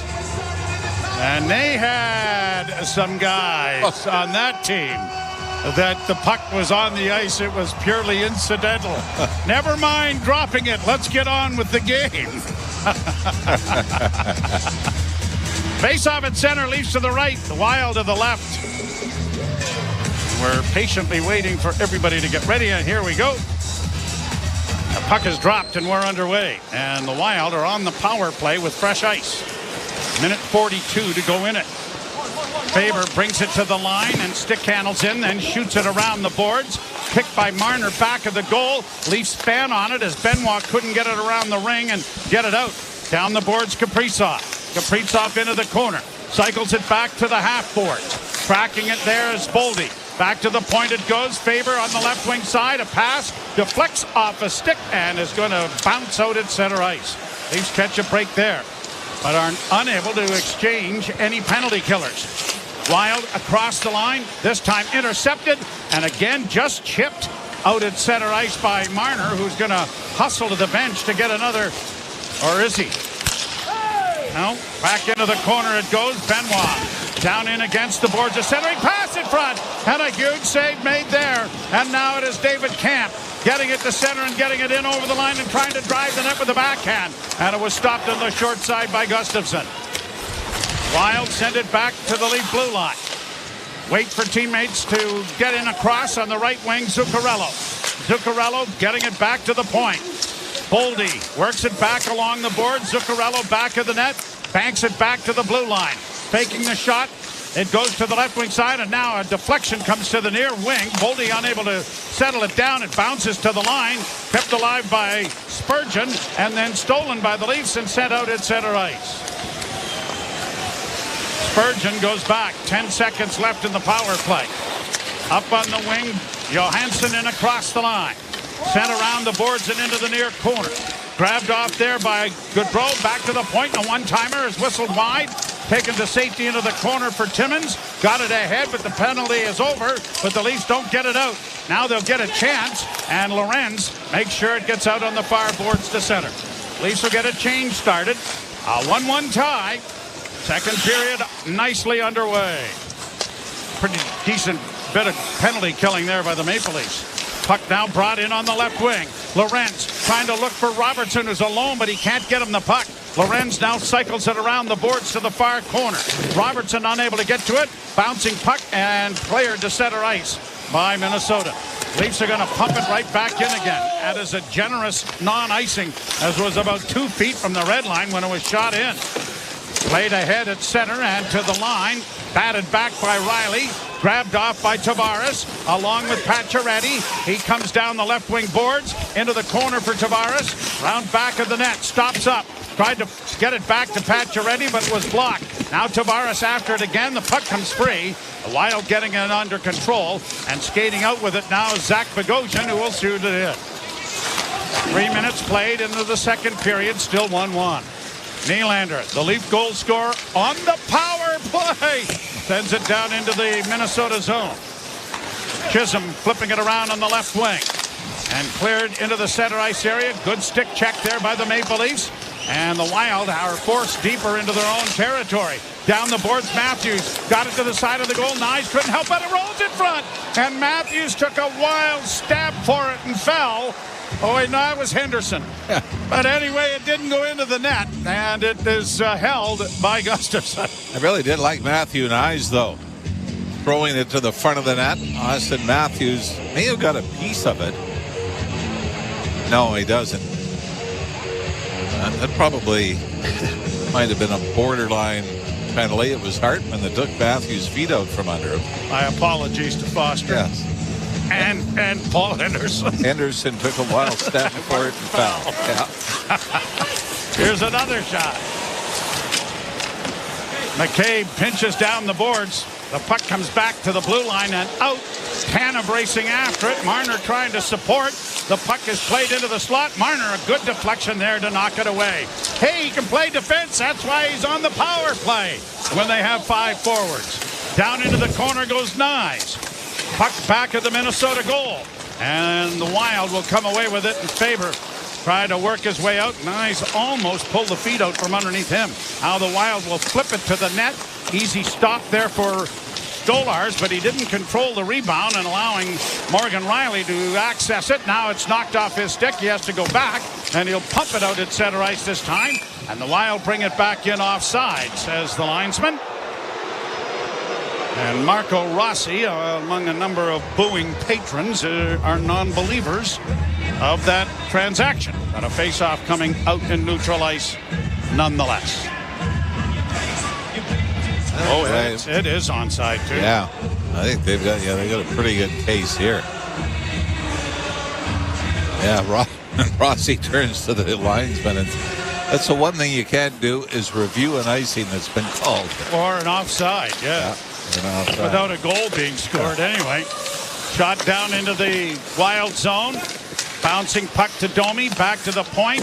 Fed around the boards into the near corner. Robertson unable to reach it, but Timmins does. Ekman Larsson does rather. Got it down into the corner. Robertson punched it back of the net. It goes to an open corner on the left wing, and Bobby McMahon is there. McMahon and Domi trying to control the puck, but the Wild get it up on the wing, and they'll get it out at center, and hustling after it now is Spurgeon. Dumped into the Toronto end. Changes coming for both teams. Tanev trying it up against the boards with Rossi on him. McMahon trying to extricate his stick and does, and the Maple Leafs get it to the line, but not out. Long shot. Off the end boards, had to be batted back there by Stolarz. Then another shot goes well wide of the Leaf goal and is carried all the way back to Minnesota territory. Leafs have had 18 second period goals this season, which is the second most of any team in the NHL, and a cover up here by Stolarz and a face-off coming in the Toronto zone. I wonder if this is going to be the opposite of last night. The Leafs really holding on for the better part of the first half of the opening period. Last night they dominated the Blues in the first, took 1-0 lead to the second.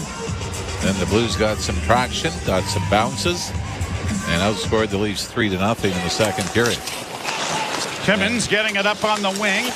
Ryan Reeves with a pass that didn't connect. It's down into the corner. And Lorenz couldn't keep it in. It's back down into the Toronto end.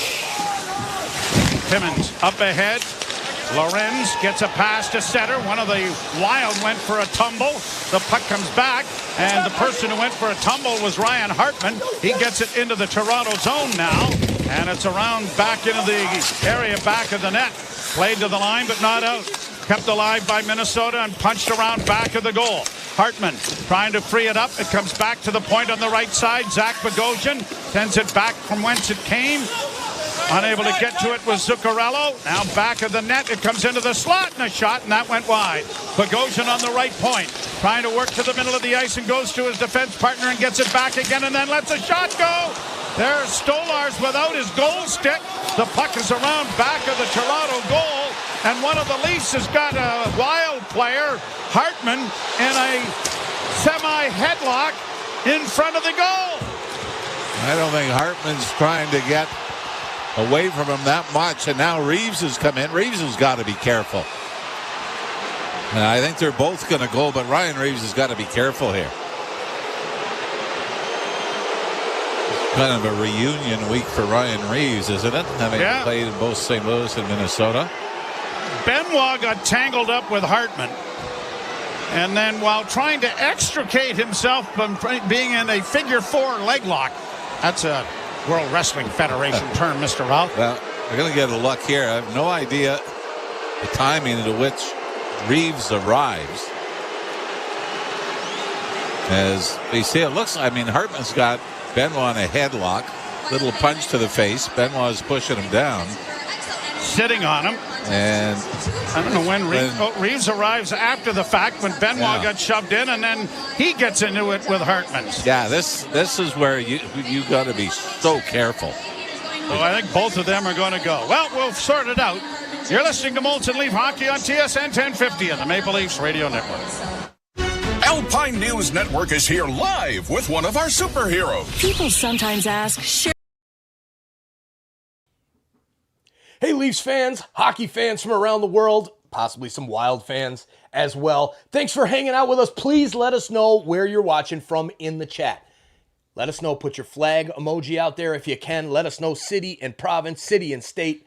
And let's see how far out our reach is with this amazing Maple Leafs community. Hanging out together, cheering on our Maple Leafs while we watch every single game together. Now, let's get back to the hockey. Thank you for letting us know where you're watching from. If you haven't hit that subscribe button yet, do it. What are you waiting for? And let's go, buds. We'll see you back in there.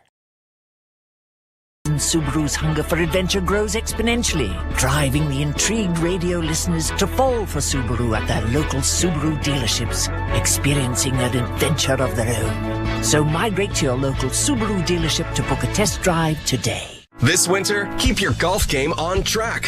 The new TrackMan range is at Metro Golf Sportsplex. 45 mats with TrackMan technology analyze your swings and ball speed on big TV screens. Play games like Closest to the Pin or challenge the world's premier courses. Coming soon, new TrackMan IO golf simulators and full motion flight simulator. Metro Golf Sportsplex. 70,000 square feet of climate-controlled facilities and no off-season. On Milner, just a short drive and 9-iron from McCowan and the 401. Check out MetroGolfSportsplex.com. Joe Bowen along with Jim Ralph, Jim Taddy and Anthony Stewart, Cameron Moore and Matthew Cardadero running the operation, pretending they know what they're doing with all those buttons and penalties being assessed here. Hartman's going, you know, I was physically assaulted by two players there, and I'm in the penalty box. He's just flipping a referee with his arm around him, discussing it. Yeah, you're going to be okay, young man. You'll be fine. Marner in across the line. Got it back into the slot area. 4-on-4 hockey here as the puck comes to Matthews. Matthews in with a shot. Pad save, rebound! And coming across off a one-timer there by Ekman Larsson was Gustafsson. I think he fanned on it a bit. If he hits this square, I think he scores. Yeah, I think the rebound on the Matthews shot ends up rolling. It's kind of bouncing puck. Yeah, well, the defenseman got a piece of it as well. But Gustafsson still had to get over quickly from his left to his right after the big rebound. On the Wild jerseys is the outline of the state of Minnesota, and it has always been the state of hockey in the United States. Boy, their high school hockey tournament is something to behold there. They do an outstanding job. Willie Nylander had the puck in the offensive end, then decided to bring it back into neutral ice. Okay. Well, here's Nylander coming through neutral ice and then across the line. Whiffs over on the far side. Got it back now to Domi. Domi in the slot. Fakes the shot. Domi still with it around back of the goal. Gets it back to the point to Tanev. Back to Domi. Domi dropping now on the right wing side, and Nylander ends up with it once more. Nylander into the corner with a shot off the shoulder of Gustafsson. And the Wild getting possession of the puck now, and Marco Rossi turns in his own zone. Rossi's going to drop it back. Both teams are trying to change players. In on the wing for Spurgeon. Leafs take it away, and a long up. Gets ahead at center, but Marner couldn't penetrate. And across the line comes Morgan Rielly, waiting for support. Drop past Matthews. Matthews went by one defenseman, but couldn't settle the puck to get a shot. Boldy coming through center. Works to the line. Had it knocked off his stick. Marner goes back after it. 4-on-4 for another 17 seconds. Morgan Rielly straight up ice, dropping it back. Marner follows suit, brings it into the zone, sips to the right wing side, stops up, works it into the slot area with a pass back of the net that was out of the reach of Morgan Rielly. Middleton with it back in his own zone, and a pass up at center, and out of the penalty box step Ryan Reeves. He intercepts, and now Tavares with a shot, and that went off a sprawling Brock Faber and ends up in the screen. Boy, that was perfect timing for Ryan Reeves to exit the penalty box. Well, Nylander had maybe the best opportunity 4-on-4. As Gustafsson just got his left shoulder on it. Gustafsson, by the way, his draft pick has been bounced around. But he was part of the Ottawa-Minnesota trade that sent Cam Talbot from the Minnesota Wild to the Ottawa Senators. And you can see that didn't work out. And finally, Ottawa hopes that it has its man and Linus Hallmark that they picked up from the Boston Bruins in the summer. Leafs have won 15 of the 25 faceoffs thus far and are going to add to the total here as a puck goes into the far corner. Hustling in there after it, Zach Bogosian got it up on the wing, intercepted by Toronto, but they can't keep it in, and Nyes does well to get it back into the neutral zone. And the Wild send it off on a wild pass, and up on the wing comes Nyes. Nyes into the left wing corner now for Tavares. Tavares trying to center. Bit of a shake-up in the lines here. Nyes on with the second unit, while Nylander was on with Matthews and Marner. Puck out at the blue line, brought back in just offside. Tavares unable to trap it there, and play whistle dead with 10:39 to play in the second period. The Leafs won and the Minnesota Wild won. Real Kaprizov, 21 points in this game, coming in with the Wild, 7 goals, 14 assists. He's had points in 9 out of 10 games, and he's also set a Minnesota Wild record for 7 consecutive multi-point games. And that is on the line tonight. On the other side of it, Willie Nylander has now points in just 6 of 13 games for the Leafs. But the previous 5 were all multi-point games as well. Icing call here against Minnesota. So you'd take another point from Willie tonight, wouldn't you? In a 1-1 tie here so far. I think so.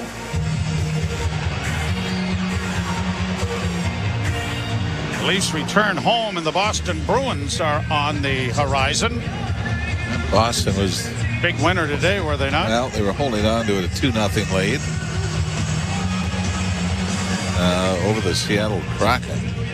Last I looked, they were out shooting Seattle 30-10. That's what I was thinking about. I forgot the score, but you're right. Just 2-0. Draw one by Toronto. Kept in by McCabe. At the point of drive. And Robertson's shot was stopped by Gustafsson. Played out at center and down into the zone. No icing.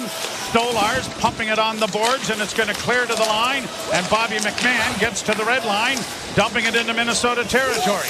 Hustling in there after it and slamming onto his man. as it was knocked away and played out at center ice. McMahon right back in again. Took a shot. Gustafsson down at the top of the crease. And I love the idea of just getting the puck on the net. Not much more could be done. And Bobby McMahon decided, let's get maybe a juicy rebound here. But the Leafs are... Robertson was another example just off the face-off. We saw the first goal, well, actually both goals for the Leafs coming on rebounds last night. We saw the shots, the graphic that came up, that the Leafs are among the league leaders in rebound chances and rebound goals this year. Face-off to the left, controlled by Minnesota. Nyes up against the boards. He's back with Marner and Matthews. Nyes trying to kick it free. Marner hoping for a loose puck to develop, trying to dig it out. Matthews there as well, and Matthews comes away with it, working back towards the blue line. Cycles it back on the backhand for Nyes. Nyes and Matthews. Now here's Nyes still with it, up against the end boards, hoping for a little support. Marner helps him out, then sends it back to him. Nyes around back of the goal, tried to swing it back, and that was blocked. It's banked back to the blue line. Long shot into the corner, goes wide.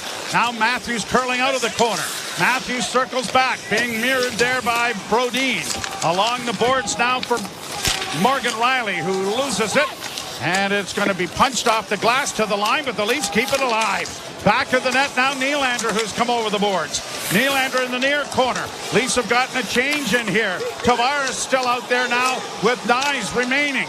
Back to the point to Nylander. Closing with a shot high and wide. Grabbed off now by Ekman-Larsson. Back of the net. Willie dragging it along. Kicks it up to his stick. Reverses his field and goes back, and the goal centered in front. And it was just out of the reach of Pacioretty and cleared out into the center ice area by Minnesota. Then a bad pass by Pacioretty is going to allow Minnesota to get their change in as they just dump it into the Leaf zone. Boy, were they on the ropes. They were. Another, if Pacioretty makes a good pass and enters the zone again, the Leafs might have gotten another change. Now Pacioretty sending it around the boards for Reeves. He was unable to trap it down, and out come the Wild at center. Shot in by Marco Rossi, cleared away by Stolars, and it's to the line but not out. Long shot went wide of the Leaf goal. Trapped at the near point. Bogosian shot blocked in front of the net. Grabbed off by Toronto, and it'll be played out at center ice for Pacioretty, who's headed for the bench. David Camp into the forecheck, had to go off his stick, and Gustafsson had to play it himself to get it out of harm's way and played it to center ice. 7:50 to play in the period, still tied at a goal. Down into Minnesota territory. Gustafsson playing it around back of the net. Trapped there by Benoit. Shot was stopped by Gustafsson. Poked along the boards by Lorenz. Lorenz can't get to it. And the Wild trying to get out but fail. Just kept in by Lorenz. Pass on the right wing with a shot. That stopped. Lorenz has the rebound. Poking it back to the point. Good pressure for the Leafs here. The last 3 or 4 shifts. Along the boards now, sent back to the point. Benoit holds. Sends it back from whence it came. Lorenz leaves it for Robertson. Robertson got bodied off the puck. The Wild just trying to get rid of it, have launched it to center, but the Leafs trying to get it back into the zone to prevent another change. On the boards, finally, it is Zuccarello, sending it back for Bogosian. Bogosian on the wing, to the near side, Zuccarello, and the Wild are going to finally get some of their exchange made. Couple of good shifts by the Maple Leafs, and then an errant pass, and the Leafs have it again. Up on the left wing for Domi, rink wide for Robertson. Robertson backhands around back of the net. Domi let it go. Coming out in front of the jam play. Underneath Gustafsson. And it is held as Bobby McMahon decided to take it to the hoop and almost jammed it in. The first 10 minutes, the Leafs were holding on, but they have really taken over this game. And so far, could only draw even. 1-1 is the score, and you're listening to Molson Leaf Hockey on TSN 1050 and the Maple Leafs Radio Network. Election Day on Sirius XM. All sides, all perspectives, all day. all night. Hear up-to-the-minute information on the SiriusXM news channels and make your voice heard on SiriusXM Patriot, Progress, POTUS, Triumph, and Urban View. When every vote counts and every moment matters. Election Day on SiriusXM. Tuesday, starting at Channel 111 and on the SiriusXM app. Hockey 24/7. Maple Leafs fans, I've got to stop and just say thank you. Thank you for helping me grow this amazing community where we hang out together every single Toronto sports matchup and chat it up, cheering on our team and keeping it classy.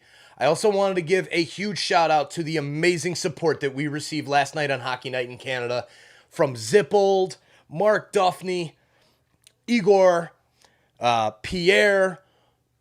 I know I'm missing some from last night as well, and I'm sorry that I missed it, but I can't remember. There were so many super chats last night. The support is absolutely immense to the growth of this community. I have been working at this now for a few years and have really been putting in a lot of time, effort, and money to keep this thing growing, and the fact that we're starting to see the results of this community coming together is absolutely insane. So thank you so much. Let's get back to the hockey. Cheers to all of you insiders, and a big shout out to those awesome super chats and membership gifts. Thank you. Now let's go, Buds.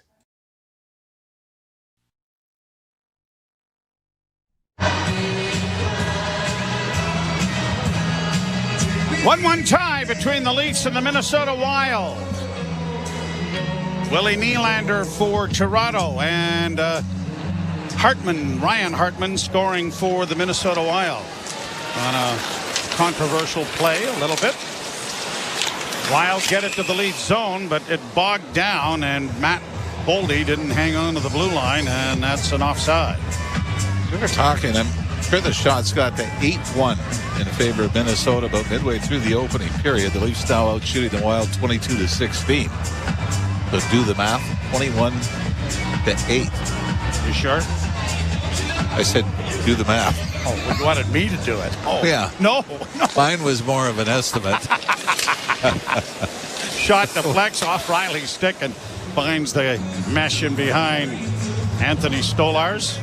Well, what I used to do, I remember doing it, where you'd say, is my goals against average, what would it go to if I gave up 0 and it went all the way to 10? Oh.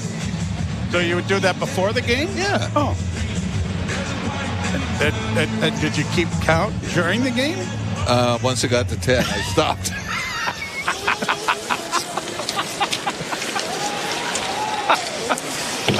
You know what? It just shows that you're not foolish. Or optimistic. Shot in by Minnesota. Around the boards to the near corner. Matthews double teamed over there. The puck comes free. Grabbed by Eriksson Ek. Couldn't get it in front of the net. And now Tanev up against the boards, and Matthews pokes it free, but it bounces into the near corner. And off the glass, the Leafs will send it into neutral ice. Minnesota sending it back at center. McCabe stepped into his man, but a 2-on-1 down low. Pass broken up. Rebound shot. Stopped by Stolarz. And the rebound then is taken to safety by Nyes. All right, Tanev did a great job to break it up, but ended up just pushing it out higher into the slot for another opportunity. Marner doesn't get the puck out. Gets it in along the boards into the corner. Locko trying to play it in front of the net. Back to the blue line it comes. Walking the line favor to the left wing side. A shot was deflected in front of Stolarz wide. Locko gets it back to the point. Another shot taken by Middleton. Deflects wide of the Leaf goal. Best pressure that the Wild have had in the second period. Faber back at the point. Another shot blocked. Matthews the rebound. Nyes gets a hold of it. Plays it off the boards to himself, and now can't get it in deep, but the Leafs will get a much-needed change. Back come the Wild in over the line. Walking the line. Kuznetsov shot is blocked and now grabbed off by the Leafs, and it is Tavares skating to center, knocking it down into Minnesota territory. Kuznetsov playing it around the boards. And Bogosian gets it out. Across the line, a long flip wide of the Leaf goal. Benoit there and given a hit for his troubles by Foligno. Wild sent it back at center. Intercepted, brought in by Nylander. Into the slot. Tried to drop it off there on the right wing side for Pacioretty. But it was off his stick, and now the Wild turn with 4:12 to go in the second period. A 1-1 tie, all of the scoring in the first. Wild play it ahead. And offside, and Benoit stepped into Ryan Hartman. That has been brewing for this period. And now Foligno's got his nose into it. Hartman and Domi having a word. Robertson is there as well. Looks like Benoit's kind of doubled over after being headlocked. And he was at the bottom of that pile. You know, something that I don't think is a small factor in the success Minnesota's had in the early going here, Joe. Coming into the game, they were on the power play 24 minutes and 11 seconds more than they were shorthanded. 1-1 tie. You're listening to Molson Leaf Hockey on TSN 1050 and the Maple Leafs Radio Network. Getting my Honda CR-V has opened the door to adventure. With Econ Mode to maximize fuel efficiency, I'm free to explore. And with tons of cargo space, it's easy to pack for getaways. My dog, camping gear. It's like I've discovered a wild, adventurous side of me. Alice is excited too. Lease the CR-V LX two-wheel drive for $99 weekly at 2.99% APR for 28 months with $2,000. Hey you. Yeah, the Leafs fan that's hanging out with us listening to the Sunday night hockey game. Yeah, you need to hit that subscribe button. Let's go. We're growing a community here. We've passed over 55,000. We're on our way to 75,000. Please hit that subscribe button. Turn on that bell so you don't miss when we go live for every single Leafs game. If the Leafs are on the ice, we're live right here on TSI. Now, thank you for helping us grow this awesome community. Now, let's go back to the hockey. Go Leafs, go. Let's finish this one strong. We need the 2 points tonight. Coming off that loss in St. Louis last night. Let's go, buds. See you back in the chat. Exclusive home for the NHL, and it's on Prime. All season long, Prime Monday Night Hockey is delivering unreal plays. That's hockey, baby! And the biggest goals. What a goal! Matthews, McDavid, Crosby, and the NHL's best are ready for Prime. So don't miss it. Prime Monday Night Hockey. It's on Monday. It's on Prime. Joe Bone and Jim Ralph back with you. A 1-1 tie between the Wild and the Maple Leafs. The Leafs' next action, home against the Boston Bruins Tuesday night from Scotiabank Arena, 7 o'clock start. And the Bruins have kind of been spinning their wheels a little bit. Although the Leafs went in there and lost again in the little shop of horrors. Zuccarello in across the line, drop pass, and a broken stick that Robertson stopped the shot. But now here the Wild getting it in front of the net, but it was out of the reach of Marco Rossi. Robertson without a stick after blocking a shot and having it broken. He is out there hoping to be able to block another shot as it comes to the point. But a long change here. He can't get to the bench. Kept alive. Kaprizov to the far side. Gets it back again. Robertson trying to drop in front of a possible shot. Back to Kaprizov again to the blue line. Working now Spurgeon. Dropping it off once more to Zuccarello. Zuccarello looking for Kaprizov. Still with it. Down into the slot. Now to Kaprizov. Kaprizov with a shot. Deflects. Knocked down. Still free. Cleared into the corner. Stolars couldn't get a glove on it. Leafs still a man short. Back to the point. Off on the wing. And now a penalty coming to Toronto. After all of this, into the slot. Kaprizov a shot. That's deflected wide. Sent around the boards. It'll come to the near wing. Back to the point once more to Boldy. Boldy holds. I'm not sure that Robertson shouldn't just go to the bench. But now the 6 attackers on. He has to stay out there. Pass into the slot. And it's going to be covered up by goaltender Stolars, and then one of the Wild fell over top of him, and Ekman Larsson's getting a couple of freebies in while the Wild player's down on the ice.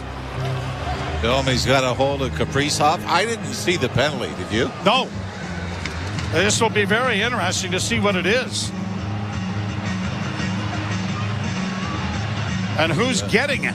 Ekman Larson was trying to get back at someone, so I'm kind of thinking he's trying to draw somebody else into it. So let's wait and see. Now, still haven't seen the official going or any Leaf going to the bench yet.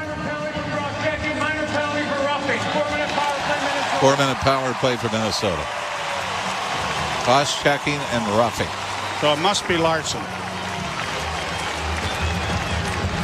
Ekman Larson certainly was part of the roughing. And here we go again with the Leafs taking numerous penalties. But what was the first penalty for?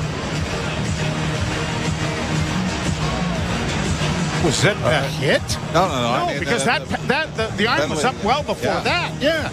Well, we haven't seen a replay yet that shows us what the penalty was, and it's not Ekman Larson. Oh. What? Well, who's got the roughing penalty? Oh, this is interesting. The referees. So it's not bad enough that the Leafs, the long change of the second period, Nick Robertson breaks his stick. So it's essentially a 5-on-4. No. And what comes out of that? You don't get scored on, but now you're shorthanded for 4 minutes. And we still have no idea who's got it. Oh, wait a minute. Ekman Larson is, well, he's on the Leaf bench, so it's not him. It just came up on the sheet here that it's Ekman Larson. And now he's, me? He's in total disbelief. Now, Reeves was coming over. Now they're saying 95.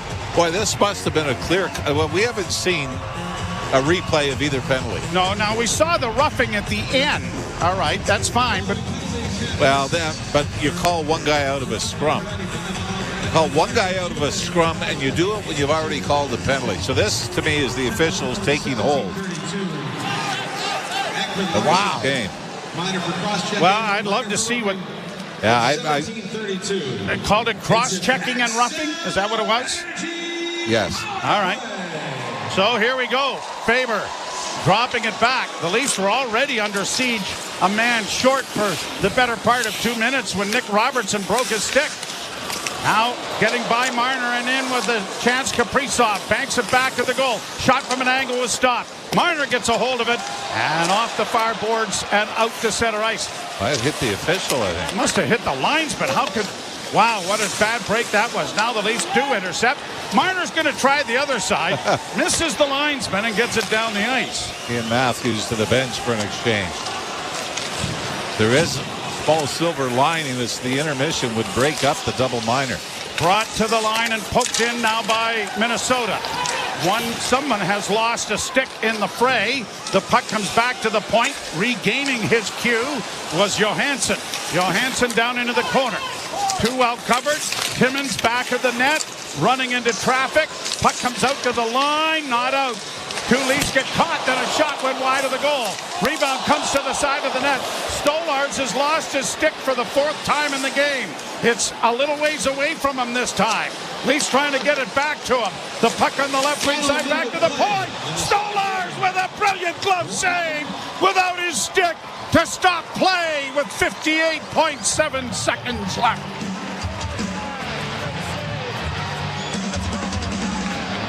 Stolars, losing his stick, it's sort of like Matt Murray when he kept knocking the net off. Become part of his DNA, but that sets up a spectacular glove save. On a blast from the high slot, Stolars was down with Zuccarello in front, providing the screen. It's headed for the top corner, and Stolars flashes the leather to keep it out. Leafs win the faceoff, and McCabe sends the puck down the ice. 2:23 left to go in the double minor. 46 seconds left in the period. Brought in over the line by Brock Faber. Faber is knocked down on the play. Puck comes free, and the Leafs send it out and down the ice. Oh, give it a break. You already got a double minor. Got it over the line. Long shot goes around back of the net. Boldy played it back to the far point. Gets it back again on the half-board. Sends it back to the blue line once more. Camp couldn't get it out. A centering pass goes off a leg. Back to the point of shot. And one time there by Kaprizov was stopped by Stolars. Back to the net, now into the corner. Back to the slot area once more, Boldy. Now to Kaprizov. Kaprizov can't get a shot. Boldy on the other side. Back to Kaprizov. And time is going to run out. Great pressure by the power play from Minnesota. But Anthony Stolars has come up large. And the game is still tied 1-1 as we go to the second period intermission. That's where the Leafs got the break. Was that the double minor was going to be split up.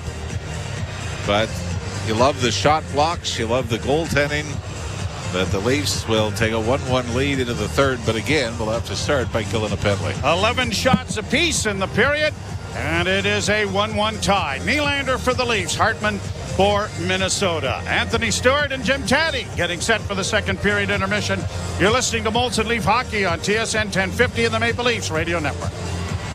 Sports Grid Radio on Sirius XM has you covered this NFL season. A rematch of Super Bowl 55 gets underway to wrap up Week 9, with the Buccaneers taking on the Kansas City Chiefs on Monday Night Football. The line opened with the Chiefs as 7-point favorites and a total of 47. Make sure you tune into Sports Grid Radio to stay up to date on all the latest. The place to get the winning edge over the sports books this football season is Sports Grid Radio, channel 159 in the car and on the Sirius XM app. The Power Play with Steve Koulias. You either put up or shut up. Marchand does, Doughty does, Stone does. And if you don't have enough of those players, get rid of them, because they'll make you lose. They'll frustrate the fan base. I want people. Hey, hockey fans, thanks for hanging out with us tonight for this Sunday matchup. Back-to-back nights, the Leafs traveling, the clocks fell back. It's starting early tonight, an hour earlier than normal because it's Sunday.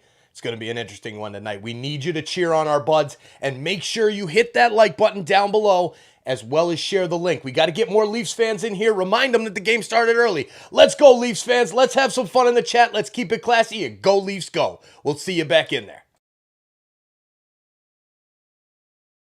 On your own team, don't worry about mine. Sirius XM, NHL Network Radio. Sirius XM 91. And on your schedule with the Sirius XM app.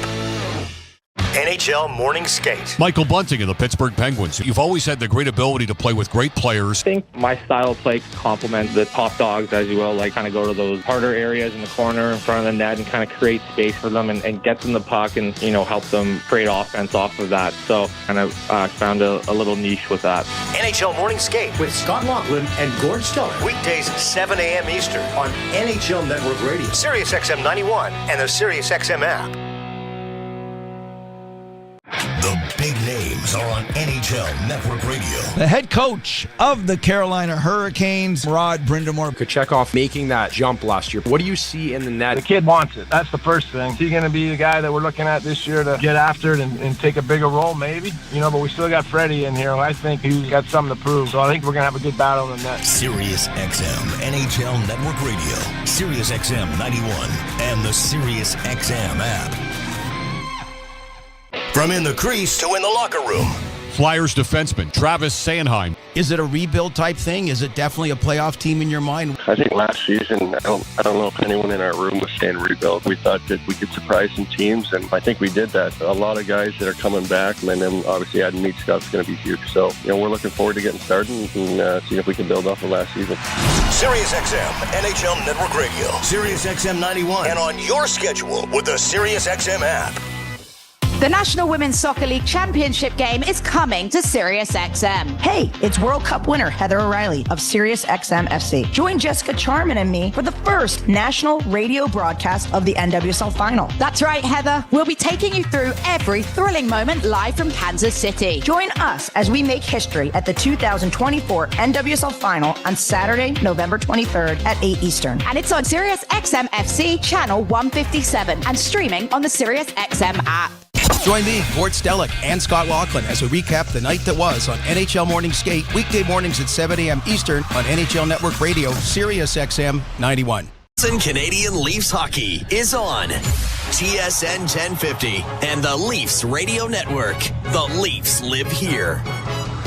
And still tied at 1 with Minnesota now after 40 minutes of play. TSN After 40 is brought to you by 241 Pizza. Give yourself a high five. Buy any large traditional pizza. Get up to 3 medium one-topping pizzas for $5 each. 241pizza.com is where you go. Tied at 1. Getting there is all the fun. That's just a wacky period, isn't it, Stu? Yes, a lot of ups and downs, but I think a lot of positives for the Toronto Maple Leafs there. And if I'm Craig Berube going into the third period, obviously I think the best penalty killer is obviously discipline, and I believe that's probably the only main negative that they've had throughout the game. They're just taking penalties at the inopportune time, one at the end of the first period, and OEL taking a double minor near the second. So other than that, they've been controlling most of this game, and shots were 11-11 that period, but I believe Minnesota got 4 or 5 of those in the last 5 minutes of the period. So they were owning the walls. They were playing disciplined in their system, getting pucks below the dots, having a good cycle, getting all 4 lines involved. But just that momentum killer when you take those penalties at the wrong time can be the difference between winning and losing against a really good offensive Minnesota Wild team. Well, you got a double minor after you spent a minute and a half in your own zone because Robertson had no stick on a long change because it's the second period. I mean, that's almost crushing, but somehow they're weathering through it. Yes, and I think the key to that is Stolarz, right, where you don't see any swimming. He's just confidence in there. It oozes through him, and it's almost as if he has the playbook on what exactly is going to be done with the shot, and he's almost waiting for the shot to go. But, here's a lesson to all you young players. You lose your stick, odds tell you go get your stick and come back or change and get back in there because you're no use to anybody swimming around with no stick in your hand, too. But, again, if I'm Toronto, a lot more positive than negatives. It was a really solid second period in contrast to what they did against St. Louis last night. It's back-to-back nights. They simplified their game. So I think for them, just continuing to play the way they did after they kill this penalty, that's probably going to be the keys to success in getting the win tonight. Yeah, so the third period will start just like the second, at least having to kill a penalty. I want to go to Stolarz just because, and we'll ask Ralphie about this in the postgame, but it seems to me that even when he's down, even when he doesn't have his stick, he sort of makes himself large, like he covers a lot of net. He comes out, like he pushes his body out, not moving his legs, but he gets big. A lot of goalies would wilt in that situation. Yeah, he's almost like a puffer fish in there, right? When he goes down, he gets bigger. And it's funny, there was the one sequence where I think there was probably 4 or 5 bodies in the net, and the puck was ended up hitting somebody going through, but he was down. And I'm like, you know what? If that puck got through, I think it would hit him because he just takes up so much size in that net too. And that's one thing with the goaltenders, you can't teach size. But for me, I think it's just him almost anticipating, going across the crease, or even when he has to make a diving save, it's almost like he's not out of position. And just seeing him go, post to post, it just seems like you have to make the perfect shot to beat him. But what you don't want to do is take advantage of a great goaltender and having him now face 35, 40 shots, because this is a goaltender that's not used to playing more than 28 games in a season. So I think for them, volume is, you got to manage that, especially in the third period. They did get 5-6 shots in the last 5 minutes, but if you keep playing the way you did and limit them and limit their chances, I really like the chance for Toronto victory going into the third period, the way they played through 40 minutes. In the pregame, we were talking about the Leafs taking too many penalties, but I mean, these type of penalties you're basically just standing up for yourself. Yeah, but there's a time and a place, right? You set the tone, I think, the first 12, 14 minutes of a game, and, you're already in the second period of a 1-1 game. There's no need to really cross-check a guy or take a run at a guy. We used to laugh at those guys and said, everybody's a heavyweight, but you're not really going to, unless you're going to drop the gloves and fight, there's no need in a type of game like this where it is the back-to-back and what you don't want. And I really there was a bit of a reset with Matthews and Nylander's and Marner's minutes in that second period. They were on pace for over 22, 24 minutes, and they got other lines involved. But for me, I'm like, if a guy's cross-checking me and acting like tough guy, I'm like, well, look at the score. You're probably not going to fight, so why even bother? This is like a full team effort here. I'm just looking at the event summary. I mean, the only guy who doesn't have a shot on goal is Steven Lorentz. This is, what you're seeing is good 5-on-5 play, and everybody's participating, aren't they?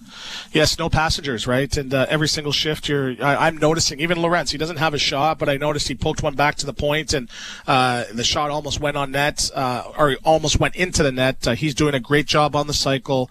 That fourth line has been very noticeable. Sorry, what's that? No, I'm agreeing with you. Oh, thank you. Yeah. It's been very noticeable. They've been getting involved, and sometimes when you have your top lines guys playing so many minutes, you tend to turn maybe into a passenger, but they are contributing on a shift-by-shift basis. Yes, they got caught maybe once or twice in their own end, but very noticeable, and the ice was tilted for probably 2/3 of that period, which is in favor of Toronto. So you're confident they're going to come out in the third period, kill that penalty, and go on to a win? I'm confident, but if it doesn't happen, well, what happens? Well, that doesn't mean you can't be confident. Do I get canceled from the from the Leafs Guys show next week? Okay, okay. So I'm very confident. Because again, their habits are much better. The simplicity is really, really good. The technicality and sticking to the system. They're not taking any outrageous risks. They're not turning the puck over at the blue line. They have a really, really good F3 that is posing a really good offensive threat as well too. So they're sticking to that system, so I think the outcome will be positive for them. Okay, so how do you obviously they got to kill that penalty, but how will they get the goal? That's the big question. They need at least one goal here. I think it's going to be a point shot. It's either going to go off the back wall or it's going to hit a leg, redirect for a rebound. So it's not going to be a pretty goal, but I had, who was it? I think it was Paul Maurice used to always say, well, we're not in the art business. It doesn't need to be pretty. It all counts. So I think it's going to be an ugly one, but I could see it being the decision maker for the Maple Leafs tonight. Okay, we'll go into a quick thought. Who is the best Leaf on the ice so far for you? I would have to say Marner. Every time he's on the ice, he's facilitating. He's got an extra hop in his step. He's making some really, really great passes on the forwards end. But I think I would have to say Stolar. Stolar's is keeping them in the game, even though he's been doing an amazing job at when he hasn't been busy. He's making the right save at the right time, and he's playing some solid hockey. Stu, thanks very much. It's tied at 1 after 40 minutes of play. This is Molson Canadian Leafs Hockey on TSN 1050, the iHeartRadio app, and the Leafs Radio Network. From the biggest stadiums to the coziest holes in the wall. From house parties to porch hangs to pride celebrations. From your favorite fuzz shop to your local Indian spot. From noodle bars to sports bars to salsa bars. There's a Molson with your name on it. Canadian Ultra XL. Molson. Everyone in. Must be legal drinking age. Alpine News Network is here live with one of our superheroes. Joe and Lucy needed a new roof and reached out to Alpine Credits. I flew over to help them with a home renovation loan. I suggested they transform their house into a giant robot head, beams that shoot from the eyes. Pew, pew. Instead, they just went with shingles. But it's pretty glorious. Own your home? Need a loan? Alpine Credits can help. Alpine Credits, where homeowners get approved. Just for license 12616. Craig. Craig likes it warm. Craig loves 71 degrees Fahrenheit. Craig doesn't understand Fahrenheit. But Craig does like to save money when he's at work. Craig also cares about his carbon footprint. He's so thoughtful, that Craig. With SmartFlow from Enbridge Sustain, you won't have to think about your HVAC, but it will always be thinking of you. For a limited time, sign up and get up to $1,000 in bill credits and apply for up to $3,000 in rebates. Learn more at EnbridgeSustainSmartFlow.com. Terms and conditions apply. Meet me at the Royal Agricultural Winter Fair. I'm at the front gate. Where are you? I'm at the cooking stage, watching chefs in action. Should I head to the Global Pet Food Superdogs? Or check out the farriers foraging horseshoes. How about bull riding? Oh, the baby goats are so adorable. Oh, and the Royal Horse Show, a must-see. Meet me at the Royal Agricultural Winter Fair, on now until Sunday, November 10th at Exhibition Place. Tickets on sale at royalfair.org. Read product label and follow directions. Is thinning hair or receding hairline making you self-conscious? Try Hair Grow by New Nordic. Millions of men and women around the world trust Hair Grow. With its patented tocotrienol complex, Hair Grow is clinically proven to promote new hair growth and increase hair count in as little as 4 months. Stop feeling embarrassed about thinning hair and start looking and feeling your best with Hair Grow. Available at Costco, Shoppers Drug Mart, Walmart, Loblaws, and London Drugs, or online at Amazon and newnordic.ca. How do we make precision tires? We get to know the people who use them. We travel with them. Take every pothole, patch of black ice, and surprise the open road throws at them. So ask for the trying to pass a snow removal truck on a windy 2-lane highway in my compact sedan tires. Or the rain, go away, wet roads won't get in my way with 4 kids in my SUV tires. Ask for Yokohama, made precisely for you. The out-of-town scoreboard is brought to you by Maple Toyota. You don't have to go out of town for a great new Tundra or RAV4 gas or hybrid. Maple Toyota has them in stock and ready to deliver. Visit mapletoyota.com. Here's what we have. We've got a lot of these that are already done. Rangers 5-2 over the Islanders. Jets 7-4 over the Lightning. Boston with Swayman getting the shutout 2-0 over Seattle. Canes 4-2 over the Capitals, getting set to start in mere moments. Chicago and Anaheim, and also Edmonton and Calgary. And our game is tied at 1 after 40 minutes of play. Oh, yes, Guy, the third period is next on Molson Canadian Leafs Hockey on TSN 1050, the iHeartRadio app, and the Leafs Radio Network. Comedy Central Radio brings you the biggest names in comedy. All day long, you'll hear the best stand-up comedy from Comedy Central's massive library. Do you ever ask an adult what they did over the weekend and they say they didn't do anything? Their faces light up. Every weeknight, you'll hear 2.5 hours of comedy for your drive home. The other day, I got jealous of a dog's thigh gap. I'm not proud of that. Comedy Central Radio, Sirius XM 95. Your home for incredible stand-up comedy. Search comedy on the Sirius XM app. The Power Play with Steve Koulias. You either put up or shut up. Marchand does, Doughty does, Stone does. And if you don't have enough of those players, get rid of them, because they'll make you lose. They'll frustrate the fan base. I want people that are with me, rowing in the same direction. And if you can't, get out of town. We'll find someone who can. The Power Play, weekdays 3 p.m. Eastern on NHL Network Radio, Sirius XM 91, and the Sirius XM app.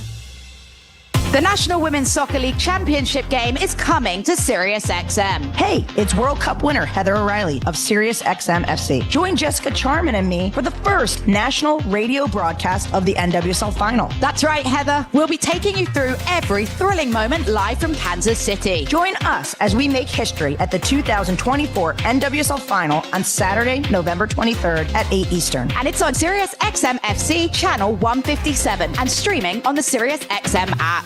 Join me, Gord Stellick, and Scott Laughlin as we recap the night that was on NHL Morning Skate, weekday mornings at 7 a.m. Eastern on NHL Network Radio, Sirius XM 91. The biggest names in the game. Trying to get behind, wrist the line, and walks in, put it between his legs, shoots it, score! NHL play-by-play on Sirius XM. The best hockey lives here. Burns gets it back, stick handles to the backhand, moves in front, score! NHL play-by-play on Sirius XM. Hockey lives here. Suzuki sweeps it. There's a chance. Rebound, Caulfield shoots and scores. NHL play-by-play on Sirius XM.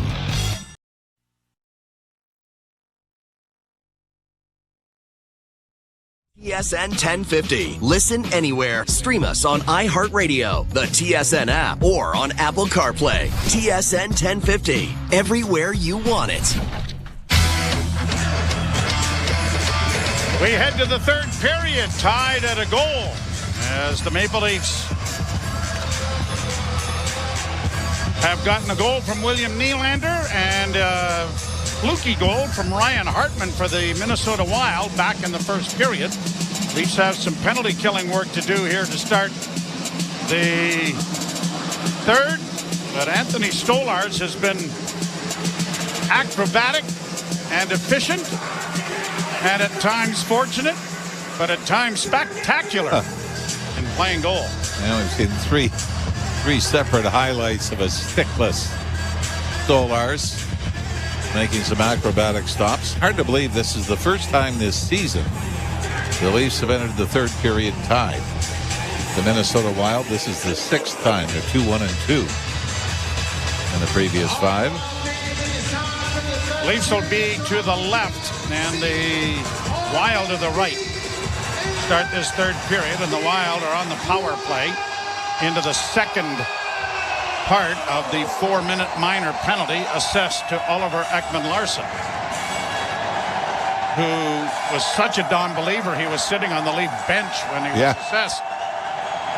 Puck is dropped and we're underway. Forget one penalty. Yes. He was getting 2. Pass up on the left wing. Kaprizov gets in over the line into the slot. Pass was blocked there by the skate of McCabe. Stolen by the Leafs and fed out and down the ice on the fresh ice. Wow, that took a bit of a hop.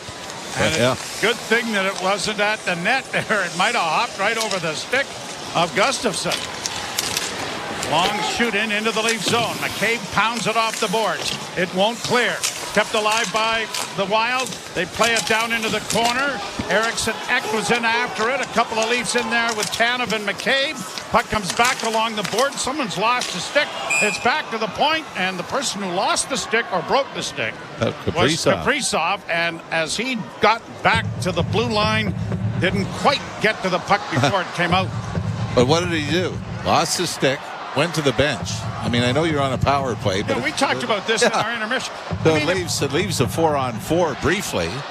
If you're a defenseman and the forward gives you his stick, I understand that. That's great. But the forward might as well just go to the bench. The 8 seconds that it's going to take you to get there and get back, as the Wild keep it in now with Faber to the far side. Wrist shot deflects into the near corner with 38 seconds left in the penalty. Leafs get the puck to the line and out. And Marner plays it back into his own zone, and Timmins gets it out into the center ice area. But then, while you're out there, maybe you're lost by the other team, and you may end up with a breakaway. You're useless as a player without a stick as a forward in the defensive zone coverage. Back to the point. Faber on the far side, fanning on it. There was Zuccarello, and the Leafs are going to pounce on it and get it out at center ice, and they've killed off the double minor. In across the line, Boldy, taken to the boards efficiently by Timmins. Centering pass, shot taken there by Zuccarello, was stopped by goaltender Stolars as it comes to the point. Spurgeon gets a return pass on the near boards and works into the corner. Played it back to the net. Leafs are able to intercept. And now here is David Camp reversing his field, flipping it, but having it knocked out of the air. Leafs are able to finally get to it. And Ekman Larsson banks it out at center. Onto the stick now and sent in by Nyes. He'll go into the offensive rush. Down into the corner, played along the boards. Cut off there by Tavares. Tavares to Nylander. Round the boards far side. Kept in at the point by the Leafs. Nylander comes out of the corner, but had it knocked off his stick and will hustle back into his own zone to restore it. Nylander with a rink-wide pass up off Tavares. No, apparently not. Linesman says icing. Coming back into the Toronto zone. That stat I read a little earlier is going to be added to. He said coming into the game, Minnesota spent 54 minutes and 56 seconds on the power play. Only 31 minutes and 37 seconds on the penalty kill. Plus 24 minutes and 11 seconds. Nice. Round the boards far side. Pacioretty chips it out at center ice. Middleton laying it back in over the line, and icing call coming against Minnesota. 1-1 tie. Only the scoring in the first period. Ekman Larsson and Ryan Hartman, who were involved in that skirmish in front of the net, having a little chuckle at one another. Well, Hartman would be laughing more than Ekman Larsson. Yes. John Hines, the head coach of the Minnesota Wild. Jack Capuano, one of the assistant coaches. I know a good friend of yours. Former teammate. A lot of former teammates become coaches. What happened to you? Apparently you got to go to practice. Pass into the slot. Ekman Larsson, a shot drilled into the chest of Gustafsson. Had for a face-off. Yeah, but that was the same thing when you were a player. I didn't like it then either. I remember Alexander Daigle. Bobby Clark talked about Alexander Daigle. He said, you know what? He loved the lifestyle. He loved the bunny. He loved being around the guys. He loved the travel. He loved everything about hockey except the games. that was probably accurate. Close. Yeah. Draw to the left of the Minnesota goalkeeper. Tavares lost the draw. Actually won it, but went right to a Minnesota player. And now the Wild have iced the puck, so they'll get another opportunity to do the same, but probably in the other. No, the Leafs will decide where they want to have the face-off after the icing. I give you a list of guys that I played with, went on to coaching. Jack Capuano being one. Derek Laxdal is still coaching. Coached in Oshawa last and is in the American League now. Bruce Cassidy, Bruce Boudreau. Yeah.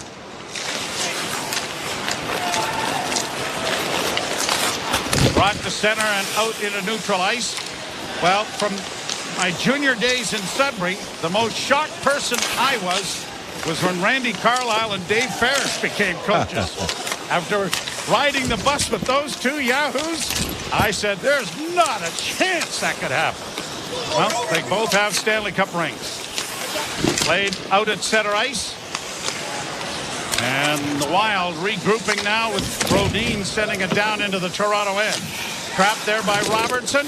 Tried to get it ahead for Tavares. Tavares up against the boards, is able to pry it free and get it out. Wild have to wait for teammates to get onside. Brodin in with a weak shot, steered wide of the net by Stolarz. Morgan Rielly up the middle. Got it to Domi, who will flip it into the offensive zone. Trying to get there is Bobby McMahon and Robertson. Puck comes free, and it is Foligno. Speaking of Sudbury connections, in across the line. Foligno holds on the far side, got a shot away. Oh, Stolarz has lost his stick again. Nope, he's got it back. And out at center ice, he was looking for a penalty there as a stick came up and probably slapped him in the mask. Wild shoot it right back in again. Stolarz with his stick in his hand, blocks that back of the net, played it around on the boards to the left wing. Brought to center ice and chipped in over the line by the Maple Leafs. Into the corner goes Lorenz. Now back to the point, a pass in front. Lorenz trying to get a redirect in front of the net, and it was knocked away and out at center ice. Minnesota will backhand it down into the Toronto end. Stolarz, a nice little backhand pass there. He's really good when he has his stick in his hand. Yes, it helps. It helps. Pass to it, Nylander. Backhanded into the zone. David Camp into the corner, unable to get to it. Nylander unable to help out. Now Lorenz freed the puck up, but the Wild have it again. We played 5 minutes into the third period. The game still tied 1-1. In on the left wing, Middleton. Into the slot. Grabbed off, and a centering pass was blocked there. And the Wild keeping it alive as Eriksson Ek sends it around the boards. And it is chipped along the wall there by McCabe, but not cleared. And then he poke checks it back out at center ice to allow teammates to change. Wild will take their time as they're getting an exchange in as well. Played up and down into the zone, and Rielly pokes it around back of the net. Pass up the middle, brought on by Matthews. Matthews curls, stops up, gets to center, now shoots it in. Around the boards to the left wing side. Banking after it there was Nyes, but the puck comes free, and the Wild get it out at center. A hit there by Ekman Larson was able to block that. There's too many Ericssons in this game. Played out at center ice, and now here the Wild playing on the far side. And Oliver Ekman Larson gets it around back of the net for Morgan Rielly. Up on the wing now for Nyes. Nyes chips it in over the line. Middleton for the Wild. Get it up on the wing, and out comes Minnesota at center. Across the line, stolen back by Toronto. Following up on the rush is Jake Middleton. Played into the corner in the Toronto zone. McCabe punches it up ahead for Bobby McMahon. He made a little touch pass trying to spring Domi, but he couldn't handle the pass. Then a shot goes wide of the Leaf goal. 24-22 the shots. There really hasn't been an awful lot for the goaltenders to do here in this third period, has there? Not yet. Stolarz has been forced to make the most difficult save. Stolarz plays it out at center. Wild had a lot of people on the ice there, but no call. I'm pretty sure one of them that touched the puck, Faber, had not been exchanged. So the Leafs and Stolarz really maybe have seen that, may have tried to get a penalty call, but none forthcoming. Bogosian regrouping with Chisholm. Tried to play it to the line, but not in. And back after it is Pacioretty for Toronto. Reverses the puck. Poked along the boards by Timmins. Then a long shot went wide of the Leaf goal. Domi with some time and space to get it out. Robertson plays it ahead. Pacioretty off the wing from a sharp angle. And that was stopped easily by Gustafsson. Played back out at center. Another sloppy change here by Minnesota that doesn't result in a penalty. Brought back in now on the wing by Kaprizov. He's taken to the boards. The puck goes free. And against the boards and back of the net, Kaprizov can't come out of it. Off the boards high to center ice. Nylander got it away from one. Drops the puck back for Riley. Riley into the left wing corner and around back of the net that Nylander couldn't come up with. And the Wild back in their own zone, being hampered there by Tavares. Kaprizov, left wing pass. Dropped into the slot and a shot. Where'd that go, says Stolarz. And he looks skyward, and fortunately for him, that's exactly where it went. Up into the screen and out of play. There is a 1-1 tie still in effect. You're listening to Molson Leaf Hockey on TSN 1050 and the Maple Leafs Radio Network. Congratulations to the Los Angeles Dodgers. Got him swinging! That's it! It's a World Series win for LA! The only thing harder than winning that title is defending. Hey, Leafs fans, hockey fans from around the world, possibly some Wild fans as well. Thanks for hanging out with us. Please let us know where you're watching from in the chat. Let us know. Put your flag emoji out there if you can. Let us know city and province, city and state, and let's see how far out our reach is with this amazing Maple Leafs community, hanging out together, cheering on our Maple Leafs while we watch every single game together. Now, let's get back to the hockey. Thank you for letting us know where you're watching from. If you haven't hit that subscribe button yet, do it. What are you waiting for? And let's go, Buds. We'll see you back in there.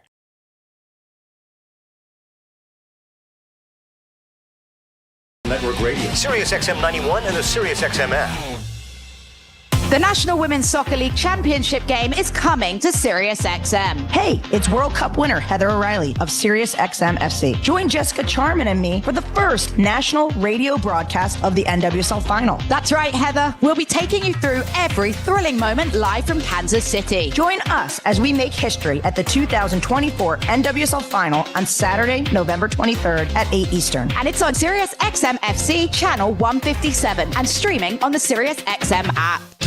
The biggest names in the game. Trying to get behind, wrist the line, and walks in, put it between his legs, shoots it, score! NHL play-by-play on Sirius XM. A 1-1 tie. The score? All of the scoring in the first period. Yeah, the shots, when you said neither goaltenders had much to do, the shots are 2-2 here in the third. Draw won by the Leafs, and around back of the net goes Tanev. Got it up on the boards, and Nyes tied up his man sufficiently to get it out. The Wild send it right back in, settled nicely by McCabe. A delayed offside. The Leafs are going to get it out, then bring it back into their own zone. Tanev works down the right wing with a pass ahead, deflected in by Marner. Nyes hustling in there after it, gets a good hit in on Brock Faber. Puck came to the side of the goal. Matthews couldn't steal it back, and out come the Wild to center. Tipped in over the line by Marcus Johansson. McCabe reverses the puck for Matthews. Up on the wing, and Nyes pushes it out at center, but got away from him. Now an errant pass is gobbled up by the captain, and it is flipped high off the glass into the Minnesota end. Wild sending it right back out at center. Leafs in the midst of a change. Brought in on the left wing. Trying to work down into the corner is Bodine. Bodine left it there for Eriksson Ek. Eriksson Ek against the boards. Tied up, and that's drawn a crowd. Tavares and Benoit representing the Leafs as Nylander gets an outlet and sends Nyes away. He's trying to get off. Shoots it in. Down the boards comes Tavares. Tavares is taken off the disc, and it's pushed out at center ice. Back come the Wild. Playing it into the Toronto zone. Timmins heads up, trying to get it back of the net. Ran into Foligno. That was a big collision. Foligno comes along the boards to play it back to the point. Grabbed off by Chisholm. Into the slot, and a shot deflects wide of the Leaf goal. Pacioretty gets it airmailed high into neutral ice, but it's going to be wide of the Minnesota goal. So icing is the call, bringing it back into the Toronto zone. Half the third period in the books, but nothing more on the score. Still 1-1. Yes, and Matthews is the one to break out of this. In 3 career games against Gustafsson, Minnesota goaltender, Matthews has 4 goals. Could use one. I'm not going to lie.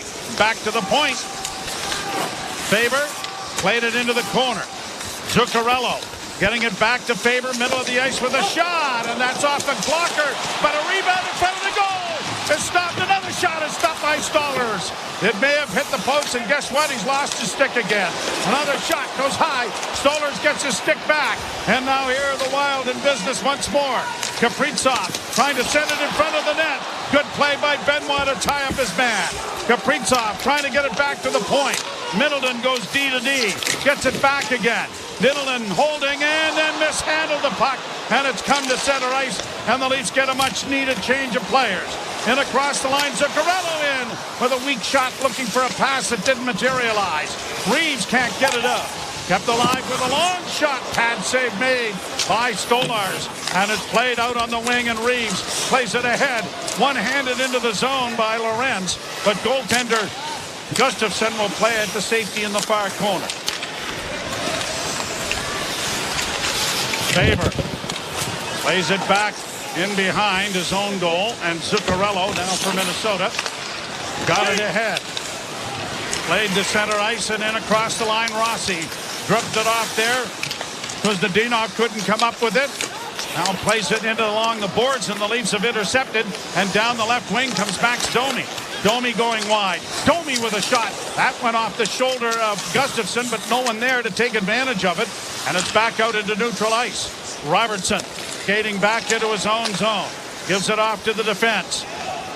Jake McCabe standing back in his own territory, waiting for teammates to swing and do a B exchange, and gives it off to Bobby McMahon. McMahon to the line and in. McMahon with a shot that was blockered away by Gustafsson. Well, I thought McMahon had got hooked, and if he'd have gone down, would have been a tough sell. There's a shot that goes wide of the Leaf goal. Bouncing puck is kicked back in by Eriksson Ek. Grabbed off by Jake McCabe. Off a body, it goes to Chris Tanev, and Tanev will punch it ahead and get it to the Minnesota line, but not into the zone. Eriksson Ek plays it back into the Toronto end. Now into the corner for McCabe. McCabe mishandled the puck, but does well to get it out, but quickly brought right back in again by Jonas Brodin. He sends it wide of the goal. McCabe will try the other side. Plays it high off a body. Kept alive by Minnesota. Stolen back by McCabe. Intercepted by the Wild.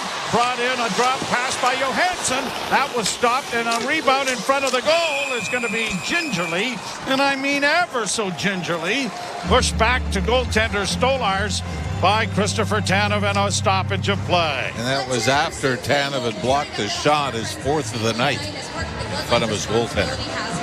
It is a 1-1 tie. Halfway through the third. You're listening to Molson Leaf Hockey on TSN 1050 and the Maple Leafs Radio Network. Fall for Subaru by enjoying fall to the fullest. Think scarlet, burgundy, amber, crimson and copper, but never, never blue. Because with Subaru's symmetrical full-time all-wheel drive, fall is for thick, dark mud splats, terracotta mountain roads, radiant sunsets, kaleidoscopic leaf carpets, and the... Hey you! Yeah, the Leafs fan that's hanging out with us, listening to the Sunday night hockey game, yeah. You need to hit that subscribe button. Let's go. We're growing a community here. We've passed over 55,000. We're on our way to 75,000. Please hit that subscribe button. Turn on that bell so you don't miss when we go live for every single Leafs game. If the Leafs are on the ice, we're live right here on TSI. Now, thank you for helping us grow this awesome community. Now, let's go back to the hockey. Go Leafs, go. Let's finish this one strong. We need the 2 points tonight. Coming off that loss in St. Louis last night. Let's go, buds. See you back in the chat. Play to win over $4 million in prizes, including 2 grand prizes of $1 million. Visit heartandstrokeleottery.ca. Lottery license RAF 1406458. Must be 18 plus. Please play responsibly. Television's #1 new hero Just want to help in any way I can. is Colter Shaw. We have a job for you. Yeah, but it's a weird one. Never stopped me before. Justin Hartley stars in Tracker. New episode. Monday at 7 on CTV. Public enemy #1, Brad Marchand and the Boston Bruins arrive in town on Tuesday night. Jim and I will have the call for you starting at 7 o'clock from Scotiabank Arena. 1-1 tie here. As you see, the city is doing all these things for the Taylor Swift traffic. How about doing a little dry run? Yeah. Let's try to fix it a week before. See how that goes. Bouncing puck down into Minnesota territory. Shots favor Minnesota now 28-26. Here's Foligno. Wearing the number 17 that his dad wore for most of his career until he got to Toronto. Some kid from Kelvington had it. And a shot rolls in on goal. A pad save made by Leaf goaltender Anthony Stolarz, and it's played down the ice. So Mike Foligno wore 71 when he was in Toronto. Nice visit with him when I was back home doing the George Armstrong thing. A shot, Stolarz steers aside.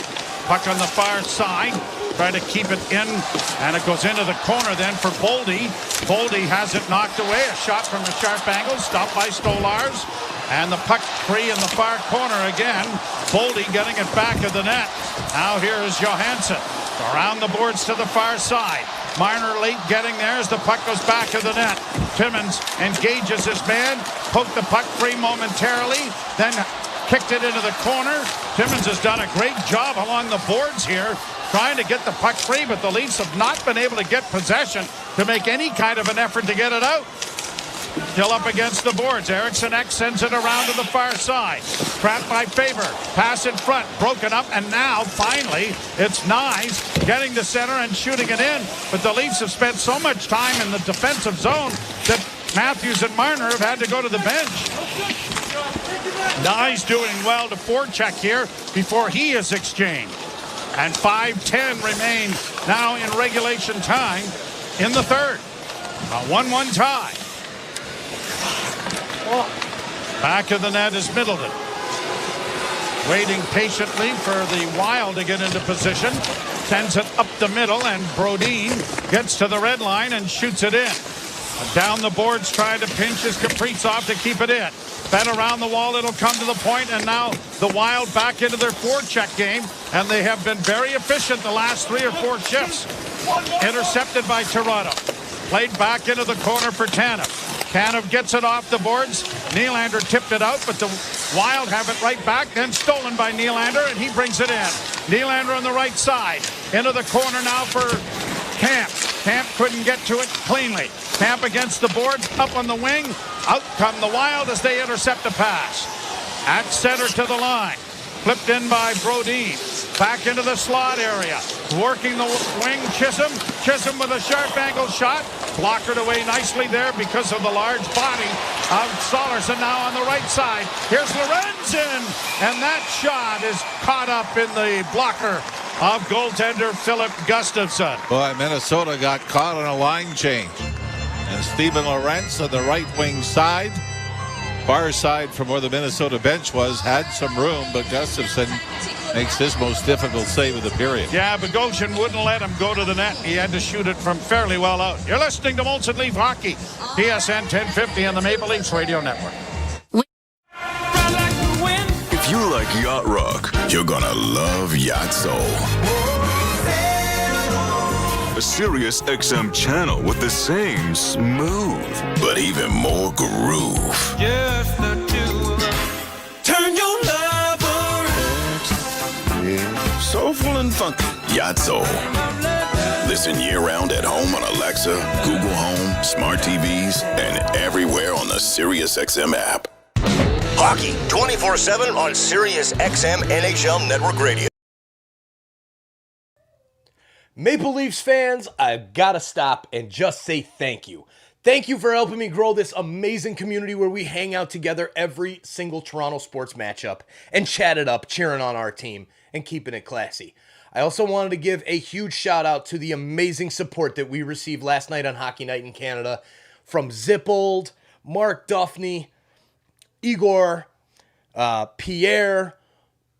I know I'm missing some from last night as well, and I'm sorry that I missed it, but I couldn't I can't remember. There were so many super chats last night. The support is absolutely immense to the growth of this community. I have been working at this now for a few years and have really been putting in a lot of time, effort, and money to keep this thing growing. And the fact that we're starting to see the results of this community coming together is absolutely insane. So thank you so much. Let's get back to the hockey. Cheers to all of you insiders, and a big shout out to those awesome super chats and membership gifts. Thank you. Now let's go, Buds.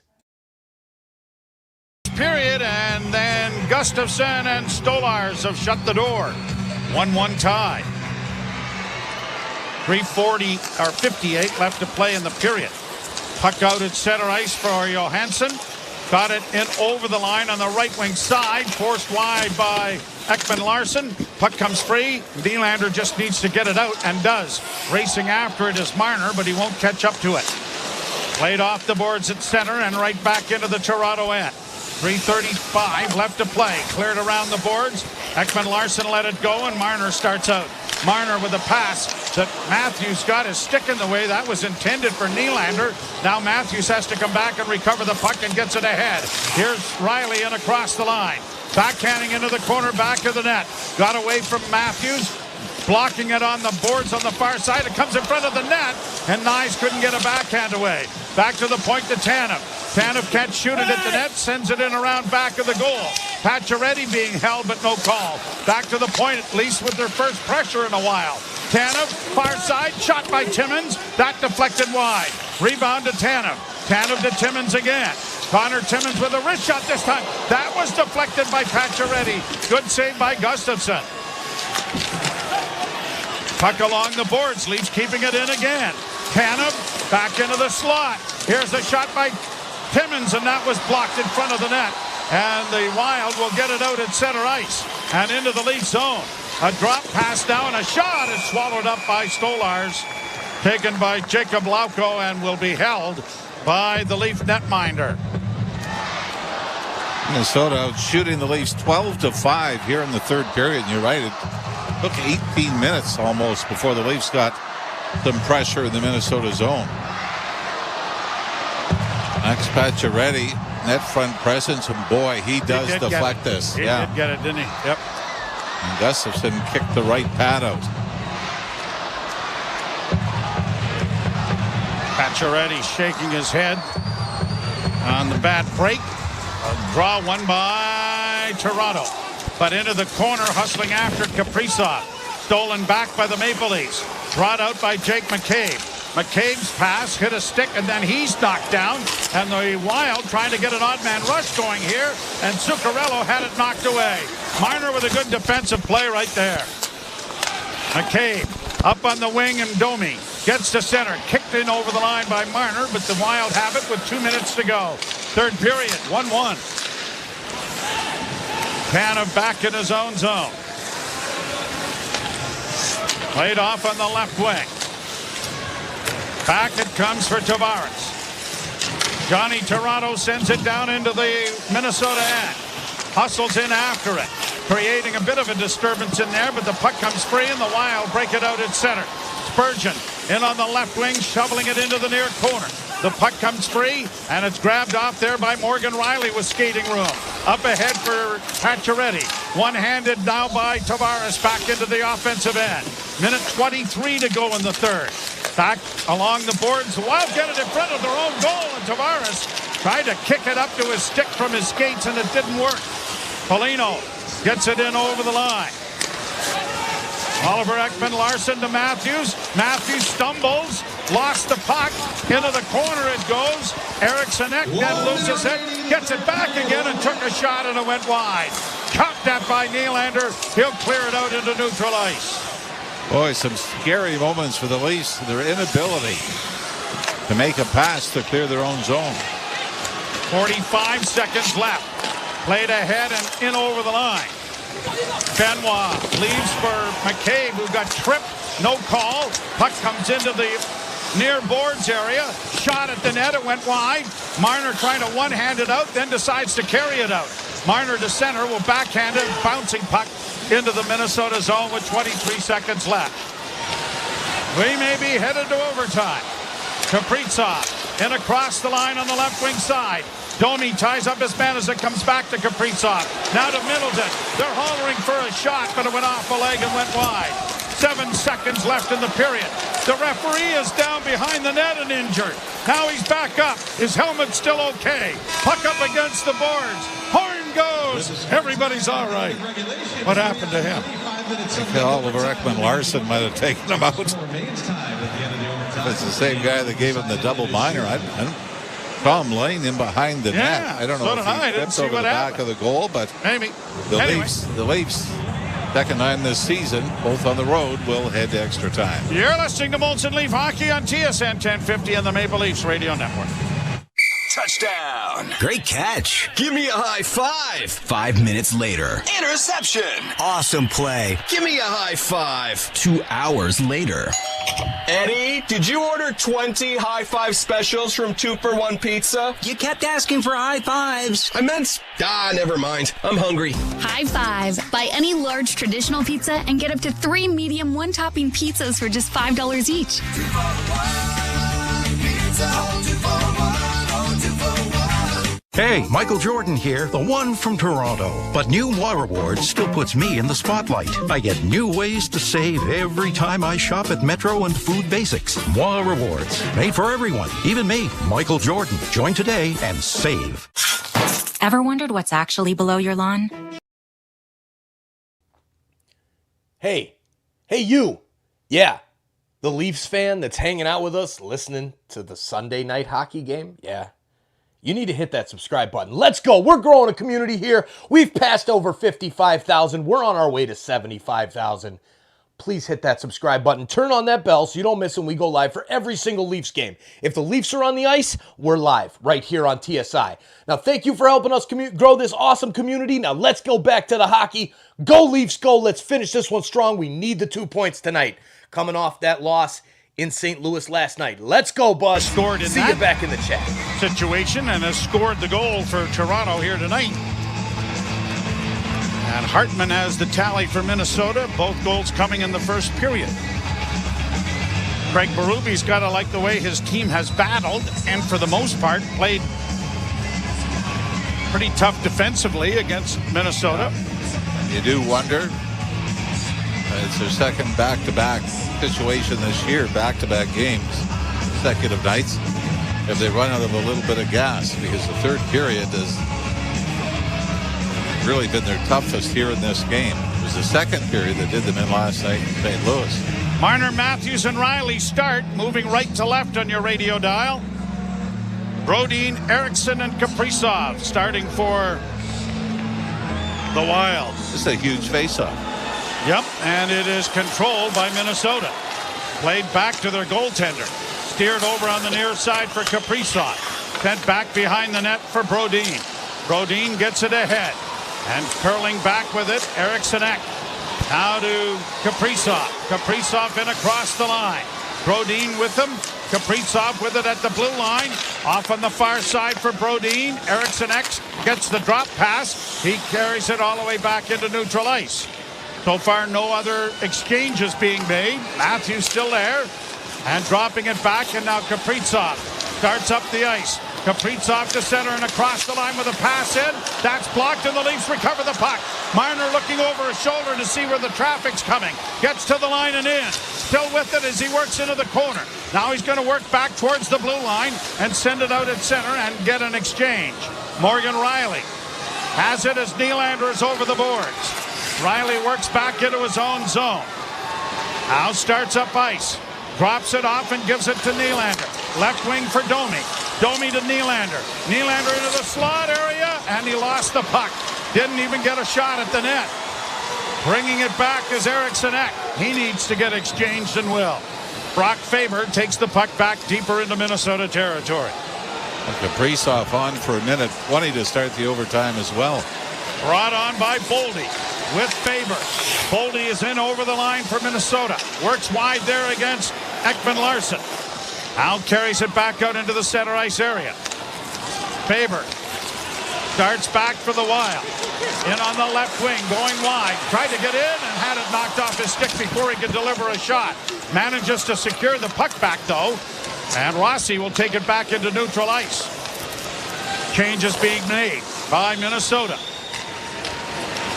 Roaring through neutral ice with it is Spurgeon. In on the left wing, a drop pass. Trying to get a shot away and is broken up. Pushed out at center ice by Domi, but he pushed it too far. And now a breakaway going the other way. In a goal, scores!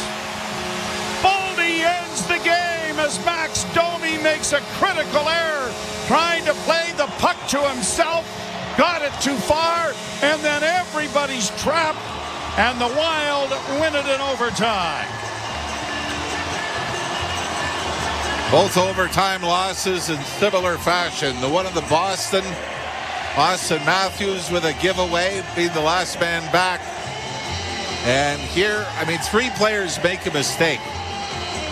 As soon as Max Domi is losing the race, the other two Leafs, one of them being Pacioretty, you got to get back. You had both Pacioretty and McCabe jump up ice. So you had three guys chasing one Minnesota player back to the Minnesota blue line. And then a smart play, get it and fire it back up the middle of the ice. And the Leafs fall short in overtime. The Wild improved to 8-1-2. And the Maple Leafs dropped to 6-5-2 for 14 points.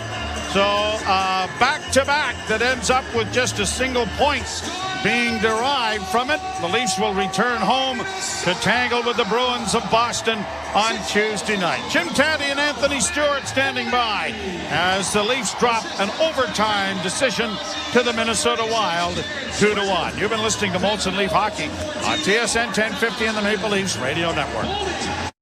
If it's happening in baseball, that's it! It's a World Series win for LA! It's on MLB Network Radio. Mookie Betts. It's definitely a group effort, and winning a World Series is obviously a group effort, but it's just super special. Clayton Kershaw, second World Series championship. What has this group of guys meant to you? God, it sounds so good when you say it like that. Golly, it sounds good. They've done it! MLB Network Radio, Sirius XM Channel 89, and on the Sirius XM app. The Power Play with Steve Koulias. You either put up or shut up. Marchand does, Doughty does, Stone does. And if you don't have enough of those players, get rid of them, because they'll make you lose. They'll frustrate the fan base. I want people that are with me, rowing in the same direction. And if you can't, get out of town. We'll find someone who can. The Power Play, weekdays 3 p.m. Eastern on NHL Network Radio, Sirius XM 91, and the Sirius XM app. Hockey 24/7 on Sirius XM NHL Network Radio. This is the NHL. These are pros. You don't want guys to put good power play units on, don't take penalties. You don't want good power play units to score goals when you've given up a whole bunch, kill them. You don't like it, do something about it. If you want to reward your guys who had a good game with a chance to get some more goals and points, do it. If I was a coach, I wouldn't care. Who cares? Worry about your own team. Don't worry about mine. Sirius XM NHL Network Radio, Sirius XM 91, and on your schedule with the Sirius XM app. NHL Morning Skate. Michael Bunting of the Pittsburgh Penguins. You've always had the great ability to play with great players. I think my style of play complements the top dogs, as you will, like kind of go to those harder areas in the corner in front of the net and kind of create space for them and get them the puck and, help them create offense off of that. So kind of found a little niche with that. NHL Morning Skate with Scott Laughlin and Gord Stellar. Weekdays 7 a.m. Eastern on NHL Network Radio, Sirius XM 91, and the Sirius XM app. The big names are on NHL Network Radio. The head coach of the Carolina Hurricanes, Rod Brindamore. Kachekov making that jump last year. What do you see in the net? The kid wants it. That's the first thing. Is he going to be the guy that we're looking at this year to get after it and take a bigger role? Maybe. But we still got Freddie in here. I think he's got something to prove. So I think we're going to have a good battle in the net. Sirius XM NHL Network Radio, Sirius XM 91, and the Sirius XM app. From in the crease to in the locker room. Flyers defenseman Travis Sanheim Is it a rebuild type thing? Is it definitely a playoff team in your mind? I think last season, I don't know if anyone in our room was saying rebuild. We thought that we could surprise some teams, and I think we did that. A lot of guys that are coming back, and then obviously adding Meat Scott's going to be huge. So, we're looking forward to getting started and see if we can build off of last season. Sirius XM, NHL Network Radio, Sirius XM 91, and on your schedule with the Sirius XM app. Ray Hudson here with an important announcement. You can listen to your favourite Sirius XM FC shows on the all-new Sirius XM app, now available for all subscribers. This is Leafs Game Night on TSN 1050 and the Leafs Radio Network. The Leafs live here. And dealing with a 2-1 overtime loss in Minnesota. Welcome to Leafs Game Night, the post-game show. Jim Taddy, Anthony Stewart, and Jimmy Ralph kind enough to hang around. And Ralphie, that was a real battle of a hockey game. The Leafs defended well, a bit of a wilt in the third, and the overtime goal, well, that's what happens in overtime. What were your thoughts in the game? Well, it's happened in overtime twice this year anyway, right? With the Matthews giveaway in Boston. And, that's it happens in overtime, but that's two spectacular ways to shoot yourself at the foot and not give yourself a chance for the extra point. You're right. The third period, I thought, it was the second period that cost them last night. And the third period, and I know you guys were talking about scheduling and everything before the game, but they really did look tired, I thought, the third period. And we're outshot 11-5.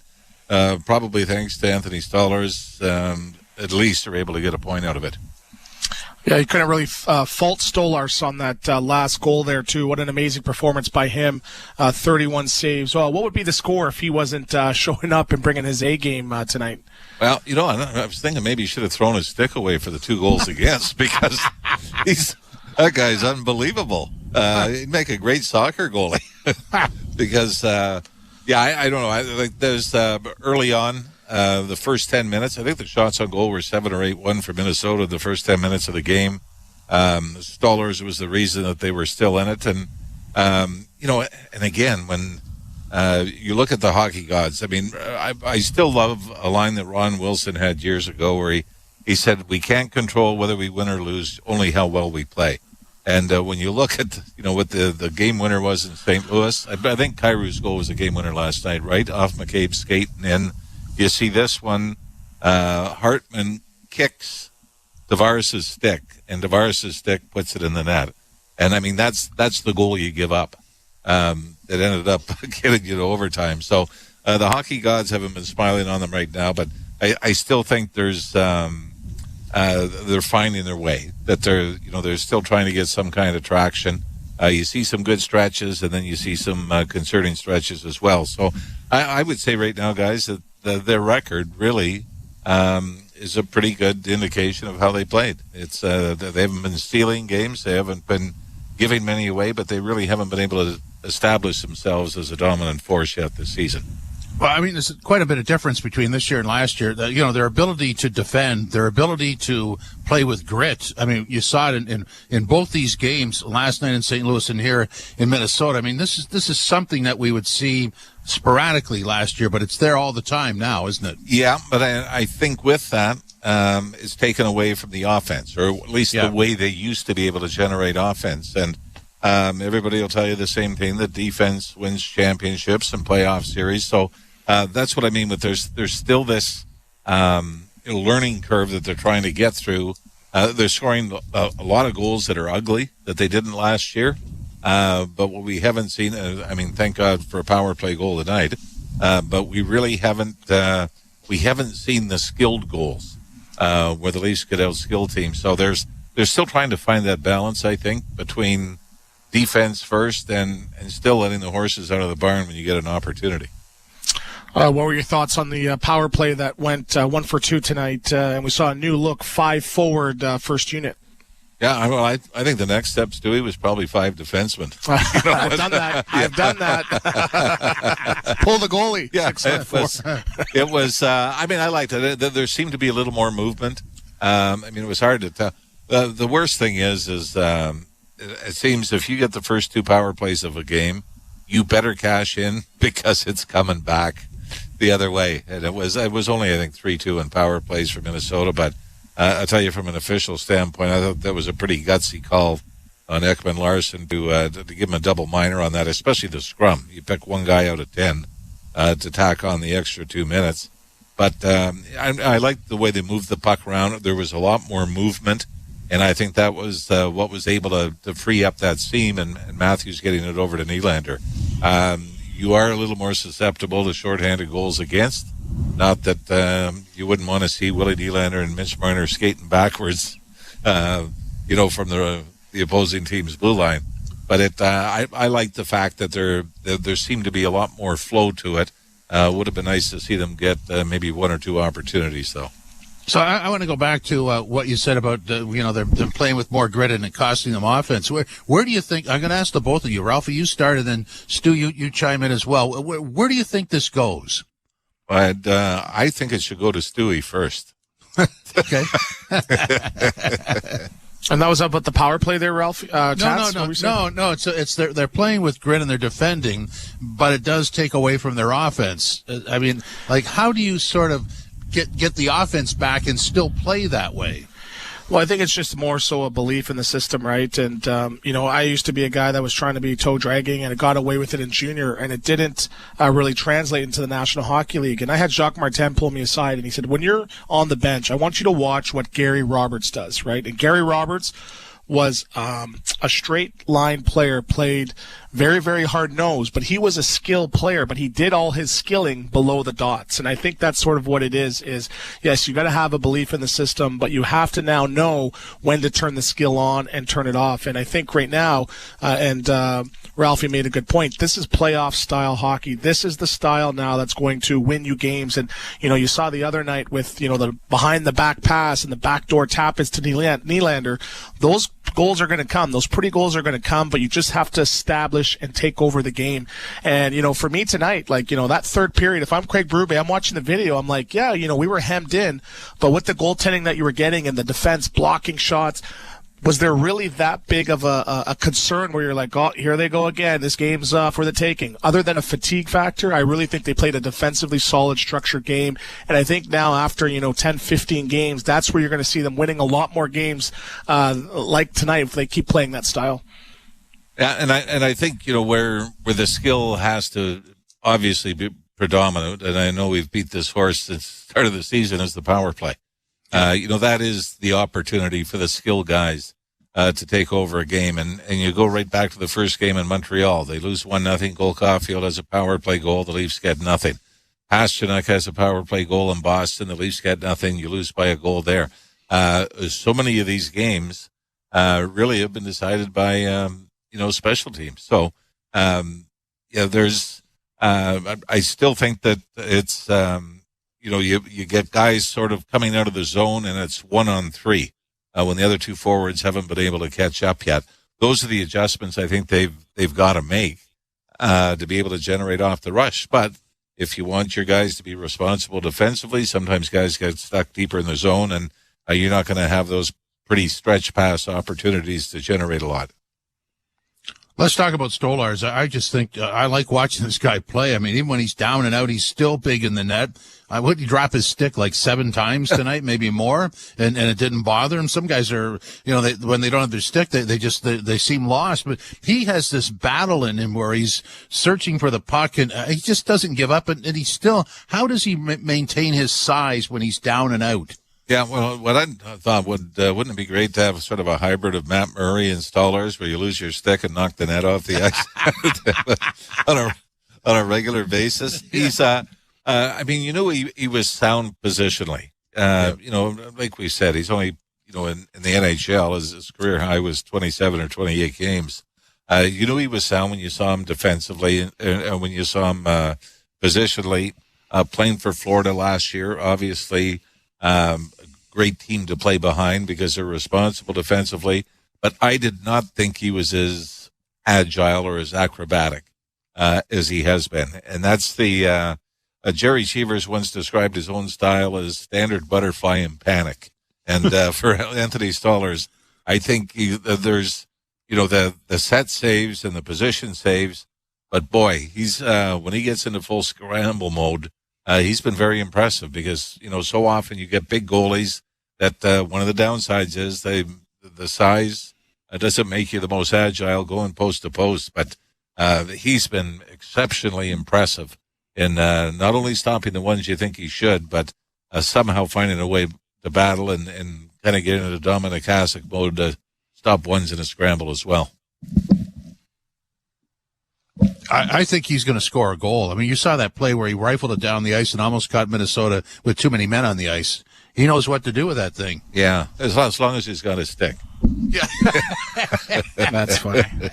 Ralphie, I wanted to get your thoughts on just sort of the ice distribution amongst the forwards with Austin Matthews on the high end at 22 minutes and Ryan Reeves at 6.5 minutes, especially in a back-to-back. Is that a cause for concern where you talked about, yes, you got to let your horses out of the stable, but is there any concern about them running out of gas early in the season? No, I think, Stewie, it had a lot to do with the way the games went. You know, you're down a goal late in the third period in St. Louis. You got to go with the guys. Now you're tied Minnesota.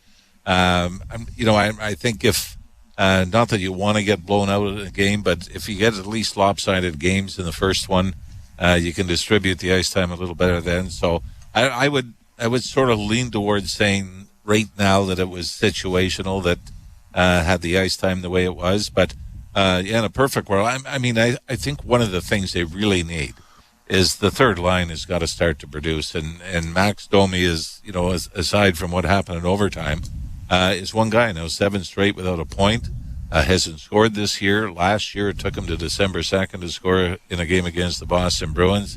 I think when, those guys start to contribute more, then you might see the ice time distributed a little more fairly. But right now, you're riding the Matthews line and hoping Nylander, Tavares, somebody else can chip in on top of that. Ralphie, thanks for hanging around. Appreciate it. Thanks, boys. Okay, Jim Ralph with his analysis on the 2-1 Minnesota win over the Leafs in overtime in Minnesota tonight.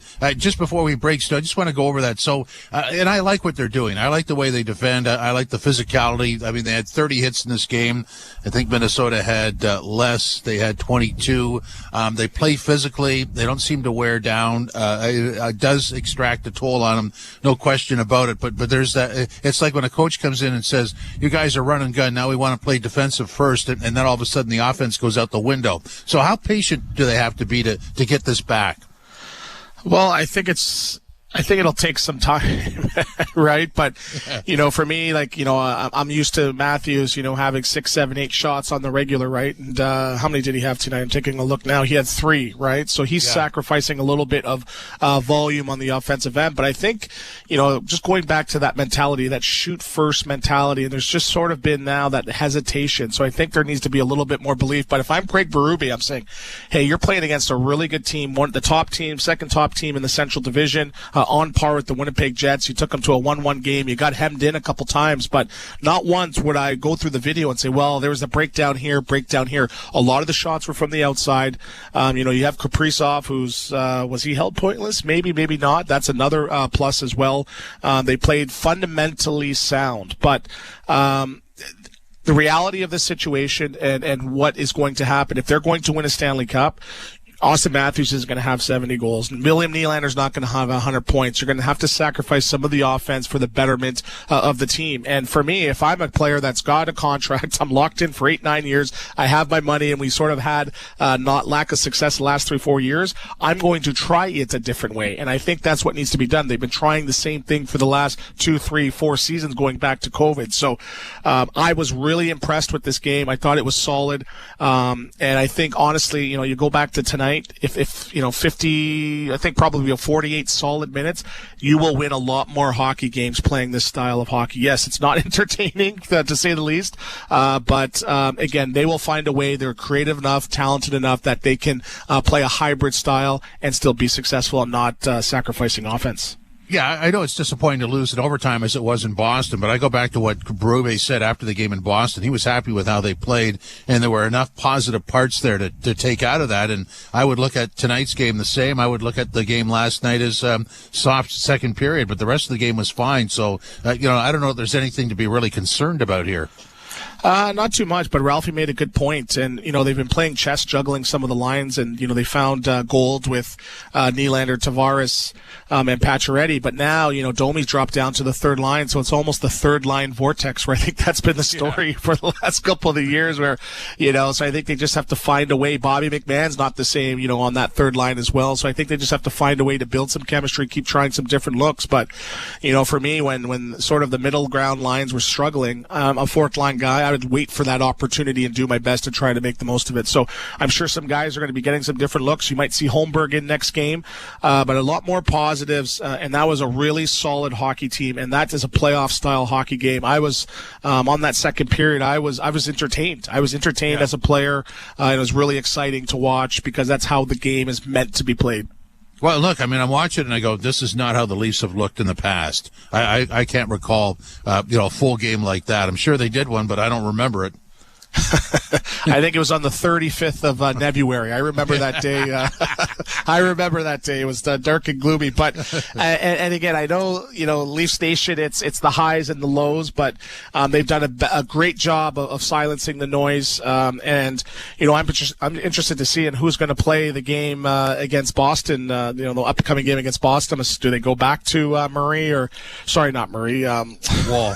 Excuse me, Wall. The brick wall there. Yeah. But again, there's a lot of things that you can build on, hang your hat on, and just continue to be positive. It's an 82-game season. We go typically in 5-game segments. You're now on to segment 3, and just continue to get better. But I'm not sitting here tearing down the team. If I'm Craig Barube, I'm sure you're going to hear him in the post-game comments saying, "Hey, we did a lot of things well, and we ran into some decent goaltending tonight. Overtime, it's anyone's game, and we got the short end of the stick tonight."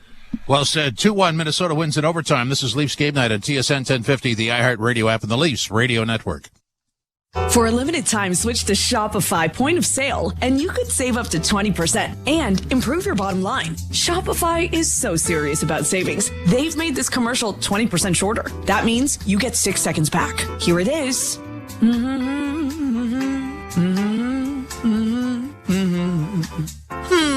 Just enough time to visit shopify.com/POS20. Now that's an efficient commercial. Eligibility requirements apply. Details at shopify.com/POS20. Is fall the perfect time to Toyota? Trick question. It's always time to Toyota at Maple Toyota. Check out their great selection of SUVs, sedans, and trucks, including the rugged Toyota Tundra. Gas and hybrid Tundras are in stock now, with more on the way. Right now, get a 3-year Toyota recommended service maintenance plan with every in-stock Tundra purchase or lease. It's time to Toyota at Maple Toyota, near Canada's Wonderland in the Maple Auto Mall. Visit mapletoyota.com. Part of the Zankin Auto Group. This is the sound of an exciting Black Friday sale. And this is the sound of an exciting Black Friday sale at Sleep Country. Black Friday just isn't the same at Sleep Country, except for the best deals on the best brands.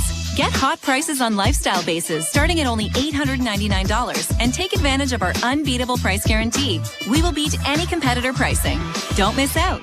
The Black Friday event is on now at Sleep Country. Speak to a sleep expert for full details. Leafs Game Night. Minnesota wins at 2-1 in overtime over the Toronto Maple Leafs. Jim Taddy and Anthony Stewart with you. So, Stu, they did have some fatigue. Having said that, they'll probably have tomorrow off and then get Boston at home on Tuesday. I didn't think that. I'm not too concerned about that. Are you? No, not concerned at all, too. And, I feel sorry for a guy like Matthew Nyes, and you see him caught out on an extended shift, and he's still chipping and chasing. And, so again, with this style, there's going to be bumps and bruises. But there's only 2 days, one day that you're healthy in the NHL in the season. And it's at the first day of training camp. So, and that's most guys, not every single guy. But, you go back, you do the video, you hit a reset button, rest and recovery, and come back. And, it's a law of averages.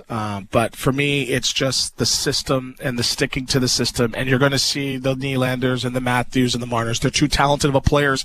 If they were doing the flying V, eventually they're going to find a way to score on the rush despite the other team's opposition with their video and stuff. And let's keep that in mind, too. A lot of teams go above and beyond against star players to figure out how to check them, right? Eriksson Ek is one of the top two-way players in the National Hockey League. You've got some big defensemen that can skate back there as well, too, and play a physical style of offensive game too. So as much as you could say, well, you know what, they're not bringing the offense, it's the opposition is keying in on all these other guys. So that's where, the guys like Pacioretty and Robertson and McMahon, this is where they got to shine through too. I noticed the fourth line in 40 minutes, they really brought some of their A game on the cycle play. They were noticeable. They had legs, they had jump, they were getting to the net. So a full team effort for the most part too. But again, that's what I was a little bit concerned about, them riding some of those horses and getting up into the 23, 24 minutes. I don't think they could sustain that. And, I talked about, I think my career high was 19 minutes, and I had to get the O2 machine out afterwards too. So I want to see a little bit more balance, but that's me coaching now. And I've never had the luxury of coaching, 5 superstars on one team. So it's a tough system for Craig Barube to try to implement with this group. Well, at the end of regulation, he was riding the star players, the top guys. I mean, he just kept rolling them out there, and that happened. So here's what I'm going to do. I'm going to give you what works for me in this game, the highlight of the game for me, just because it's something that you don't see, or we haven't seen that much before, and you give me yours. For me, it was they're stuck in their own zone in the second period on the long change. Robertson has no stick because it broke. They're in there for a minute and a half, and then they get the double minor, and they kill off the double minor. I mean, that's about 5.5 minutes of really tough hockey, and they didn't wilt. I mean, I say this many times, it's a football term, bend but don't break. They seem to do that on a regular basis. I remember saying that about games in the preseason too. And if that's sort of a calling card for this team, that's a good calling card for me. Yeah, definitely a big momentum builder. But for me, I think it had to have been the power play goal. It's their second power play of the game, and the first one looked not very, very flashy, to say the least. And everyone was really to pull the pen on Leafs Nation if this power play didn't score. And it was a skill play. And you go back, and I saw the replay.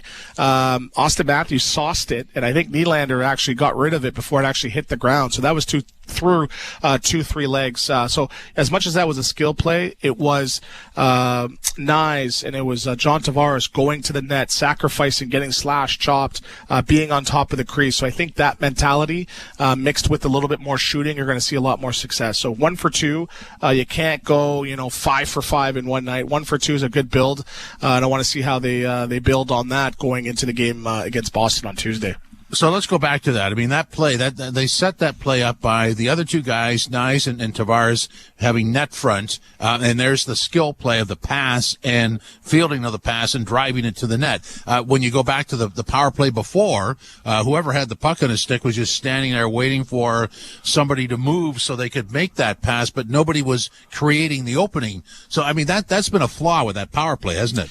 Yeah, and I think it started right off the bat where they had a lot more urgency, where I think they got a shot off within the first 6-7 seconds too. And, going back and looking at it, there's a lot of moving parts, right? The puck's going from high to low, and, you're seeing Matthew Nyes come in and out of traffic and weave. And what that does, it just keeps those defenders on the back end sort of on their toes and not really get set. And I think it's great now that you have that Matthews shot. I think you're going to see a lot more one-timers coming from that right flank and Nylander now. So with that, with Marner at the top, he is a shooting threat. He's shown in his last couple games putting that puck on net. But again, I like that triangle option. And again, as you can see, he really has that skill to Austin Matthews and really finding that seam. But that movement creates that seam, and I've noticed that being a bit of a difference in power plays in the past.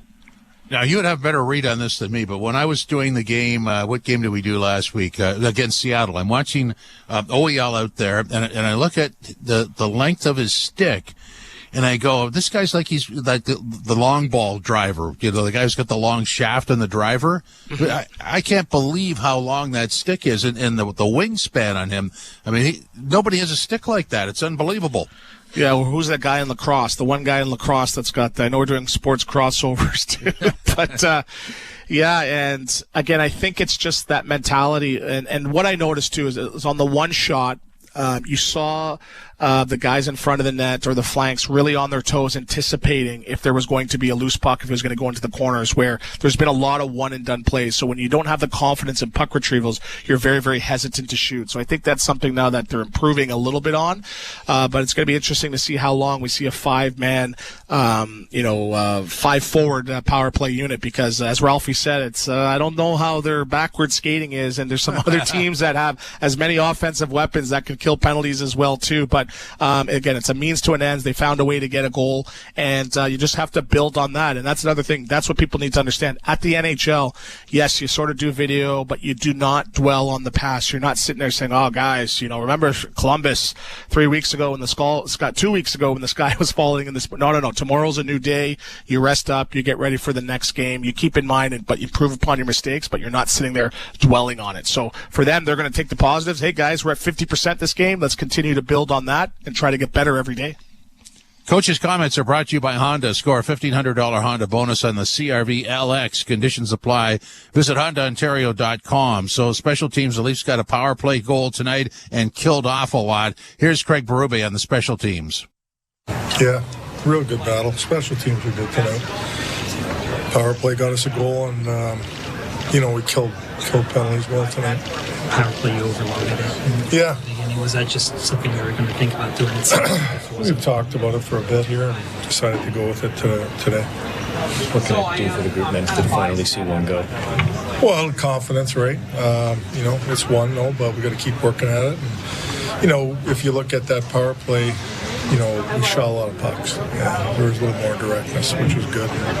And the seam opened up, and we had it. I think 10 of them came both shots. Yeah. How much does that help? Well, it helps a lot. Our D are doing a great job of blocking shots. Big part of the game is, being hard in front of your net. We talked about it tonight. We talked about, that team, they use their D a lot. They get a lot of pucks through, so we're going to have to be hard at our net tonight. I thought we did a good job. How important is Anthony Stolarz, especially chunks there in the third when they were pushing? Yeah, we were a little gas in the third, killed a lot of penalties, and we were gassed, but he stood tall for us. Yeah, it was good. That's a good point. Good point. Thank you. So, that's the other part of the equation is when there's a sag in the team, your goalie bails you out, and he did that tonight, didn't he? Yeah, he played really, really solid. But again, it wasn't like it was just a barrage and highlight reel saves. And we're going to look at this breakdown here, or this guy cheating here, or this turnover. Again, Minnesota is a really, really solid team. They are a heavy team. They have some big bodies that can cycle the puck and they can wear you down. But, a lot of those barrages, it was from the outside. But again, Stolarz, they didn't need spectacular tonight. Yes, they did have 33 shots, but he was really solid. He came up big, and there were some times where there was 4 or 5 minutes without a shot, then he had to make 2-3 in a row. So that's what you need in today's NHL. But he was a great story. But I don't think it was if Stolarz didn't make those 9 saves, it would have been a 6-1 game. It was very, very close. I felt from what I saw, and a lot of the pressure was sort of just magnified by them being stuck in the zone, for 2 minutes at a time at some times of the game. Minnesota had great down low pressure, and the Leafs did not collapse. You want to do a comparison from the past, they would have wilted the other versions of the Leafs. This team, they just stayed with it, didn't they? They did, and there's been times when I was caught out there, and you never want to admit defeat as a hockey player, but there's sometimes I was so tired I wish they'd score. I wouldn't care if they scored because I wanted to get off the ice. But again, we talk about that belief and trust in the system. They're in lanes, they're blocking a lot of shots. They blocked, I'm taking a look now, 24 as a group to Minnesota's 8, and it makes it a lot easier on a goaltender knowing hey, you got guys sacrificing your body. But I think it was a really great, solid effort again by the defense. And I'll take this time to send a note on Connor Timmins. I think he was solid. You saw him getting some minutes key late in the game. He's coming into his own. So a lot of them are building that trust. But it's almost like a one-man working unit where it's just the sum of its parts. Everyone's stepping up, making big saves, big hits or blocks, and there's no real major breakdowns. Yes, they make some mistakes here and there, but there's no major functional system breakdowns. And I think that's where it feels a little bit different than in years past. Well, that's a good point, because when you look at those 6 defensemen, even though there's 3 tandems, they all sort of do the same thing in their own way, don't they? They do. And, you saw McCabe getting involved again, a couple big hits in his 22 minutes, and Tanev, just standing there, and it's almost like he's got a magnet attached to the puck that just seemed to find a way to hit him, and he just gets in the lane as well. And, you saw Benoit getting involved and getting under the skin of Hartman as well. So if I'm a goaltender, that's the type of defense I want. Guys that are going to clear out the front of the net. They're going to get the puck out. They're going to play big. They're going to play heavy, solid hockey.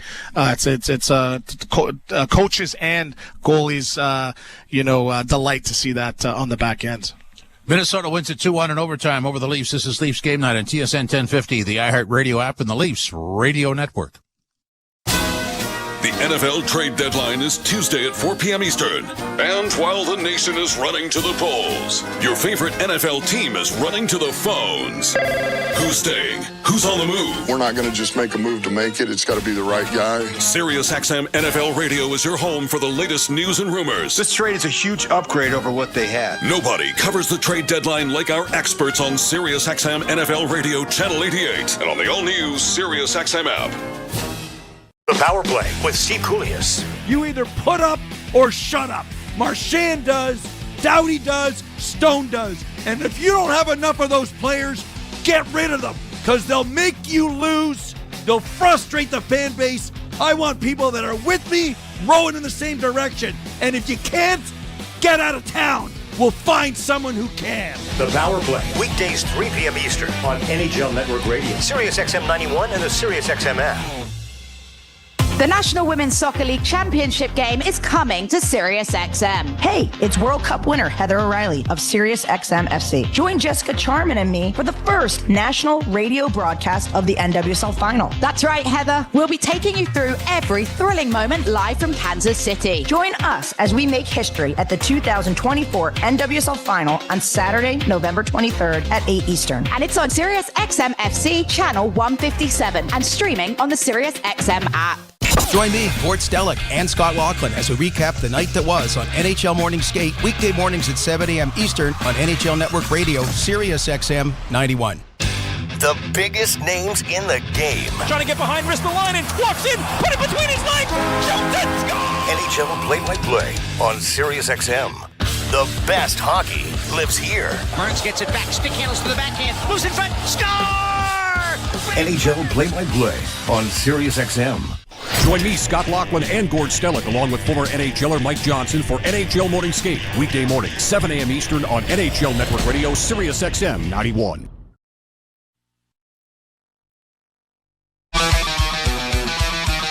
Leafs Game Night. Jim Taddy and Anthony Stewart with you. Minnesota wins it 2-1 in overtime. Nylander gets the only goal. It's a power play goal. It was almost 2 weeks since the last power play goal by the Leafs, which is quite another story. But let's veer off. These two games, St. Louis, the last night 4-2, which is really a 3-2 loss because it's an empty netter, and this one 2-1 in overtime. I don't really get bent out of shape about what happens in overtime. It's kind of an all or nothing premise. It's either you or somebody else does it to you. But the way they played in those two games, except for the second period last night, I mean, that's a perfect prep for Boston, who comes into town on Tuesday, in my opinion. Yes, it definitely is. And, as much as we're a result-oriented league, it's also about the process, right? And when you play the game the right way, we talk about the hockey gods blessing you, but, a lot of things tend to go in your way, right? And, you saw Stolarz, he's is it too early to talk about him being one of the top goaltenders in the league? I don't think that's the case as yet. So again, when you have that, you have the confidence. You have Wool coming in, a solid second 1B option as well too. So that's a positive right there. Then the defense, right? The defense haven't cost you any games. They've been solid, net positive, majority of the games this season. That's a good another start there too.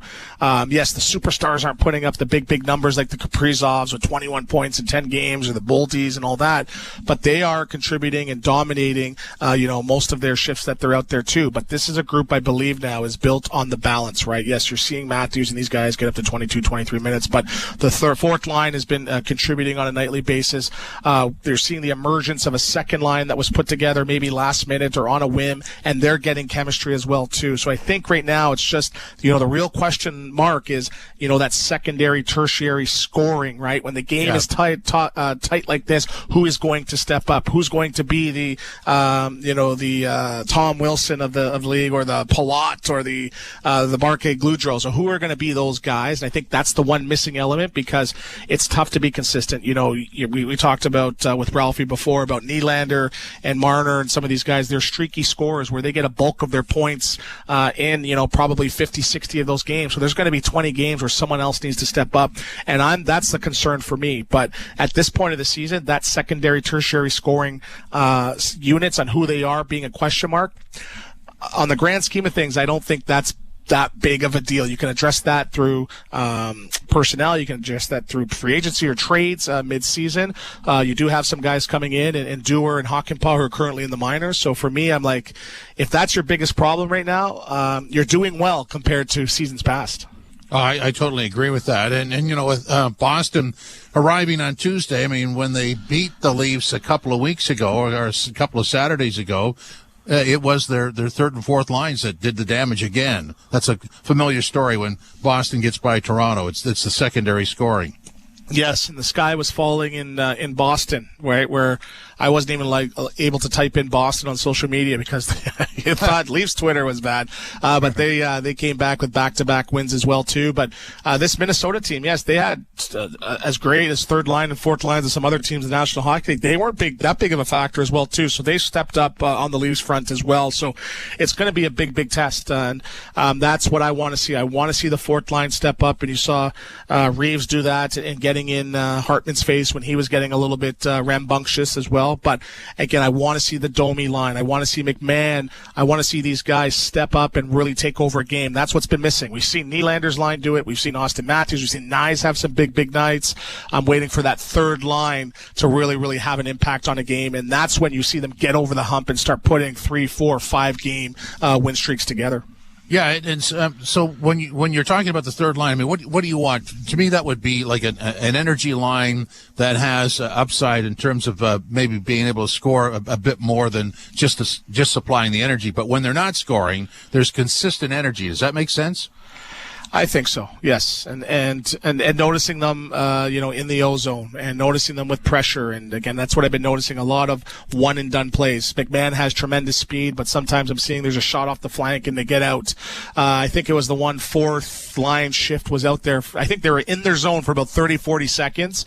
One guy changed. Robertson comes on the ice, loses the puck, and then they go back on. So just sustaining pressure, but just having an identity, and I think that is the key. But, I think some of it is just a little bit of consistency. You've seen guys interchanging, coming in and out. McMahon up and down, Holmberg in and out of the lineup, Robertson in and out of the lineup. So, right now Domi is that third line center, but I think Tavares has, he's locked in that second line center spot. So I think Domi right now, maybe do you shift him to the wing and maybe put somebody else in the middle? What happens when Dewar comes back? Maybe Kampf is ready for maybe third line duties as well too. So I think you have some time to figure it out, but I think that's going to be a key because in the playoffs, third lines, they're not just out there skating around. They're there making a difference in the game on the score sheet or other ways in the game. Yeah, it's funny with Tavares and his fine play moving up to the second line. All of a sudden, that creates a problem on the third line. But that goes back to I think when we did the original depth chart, as they broke camp, you were looking for, okay, so who's going to be the third line center? And I don't know if it's Domi, but it certainly isn't Tavares. He's number 2.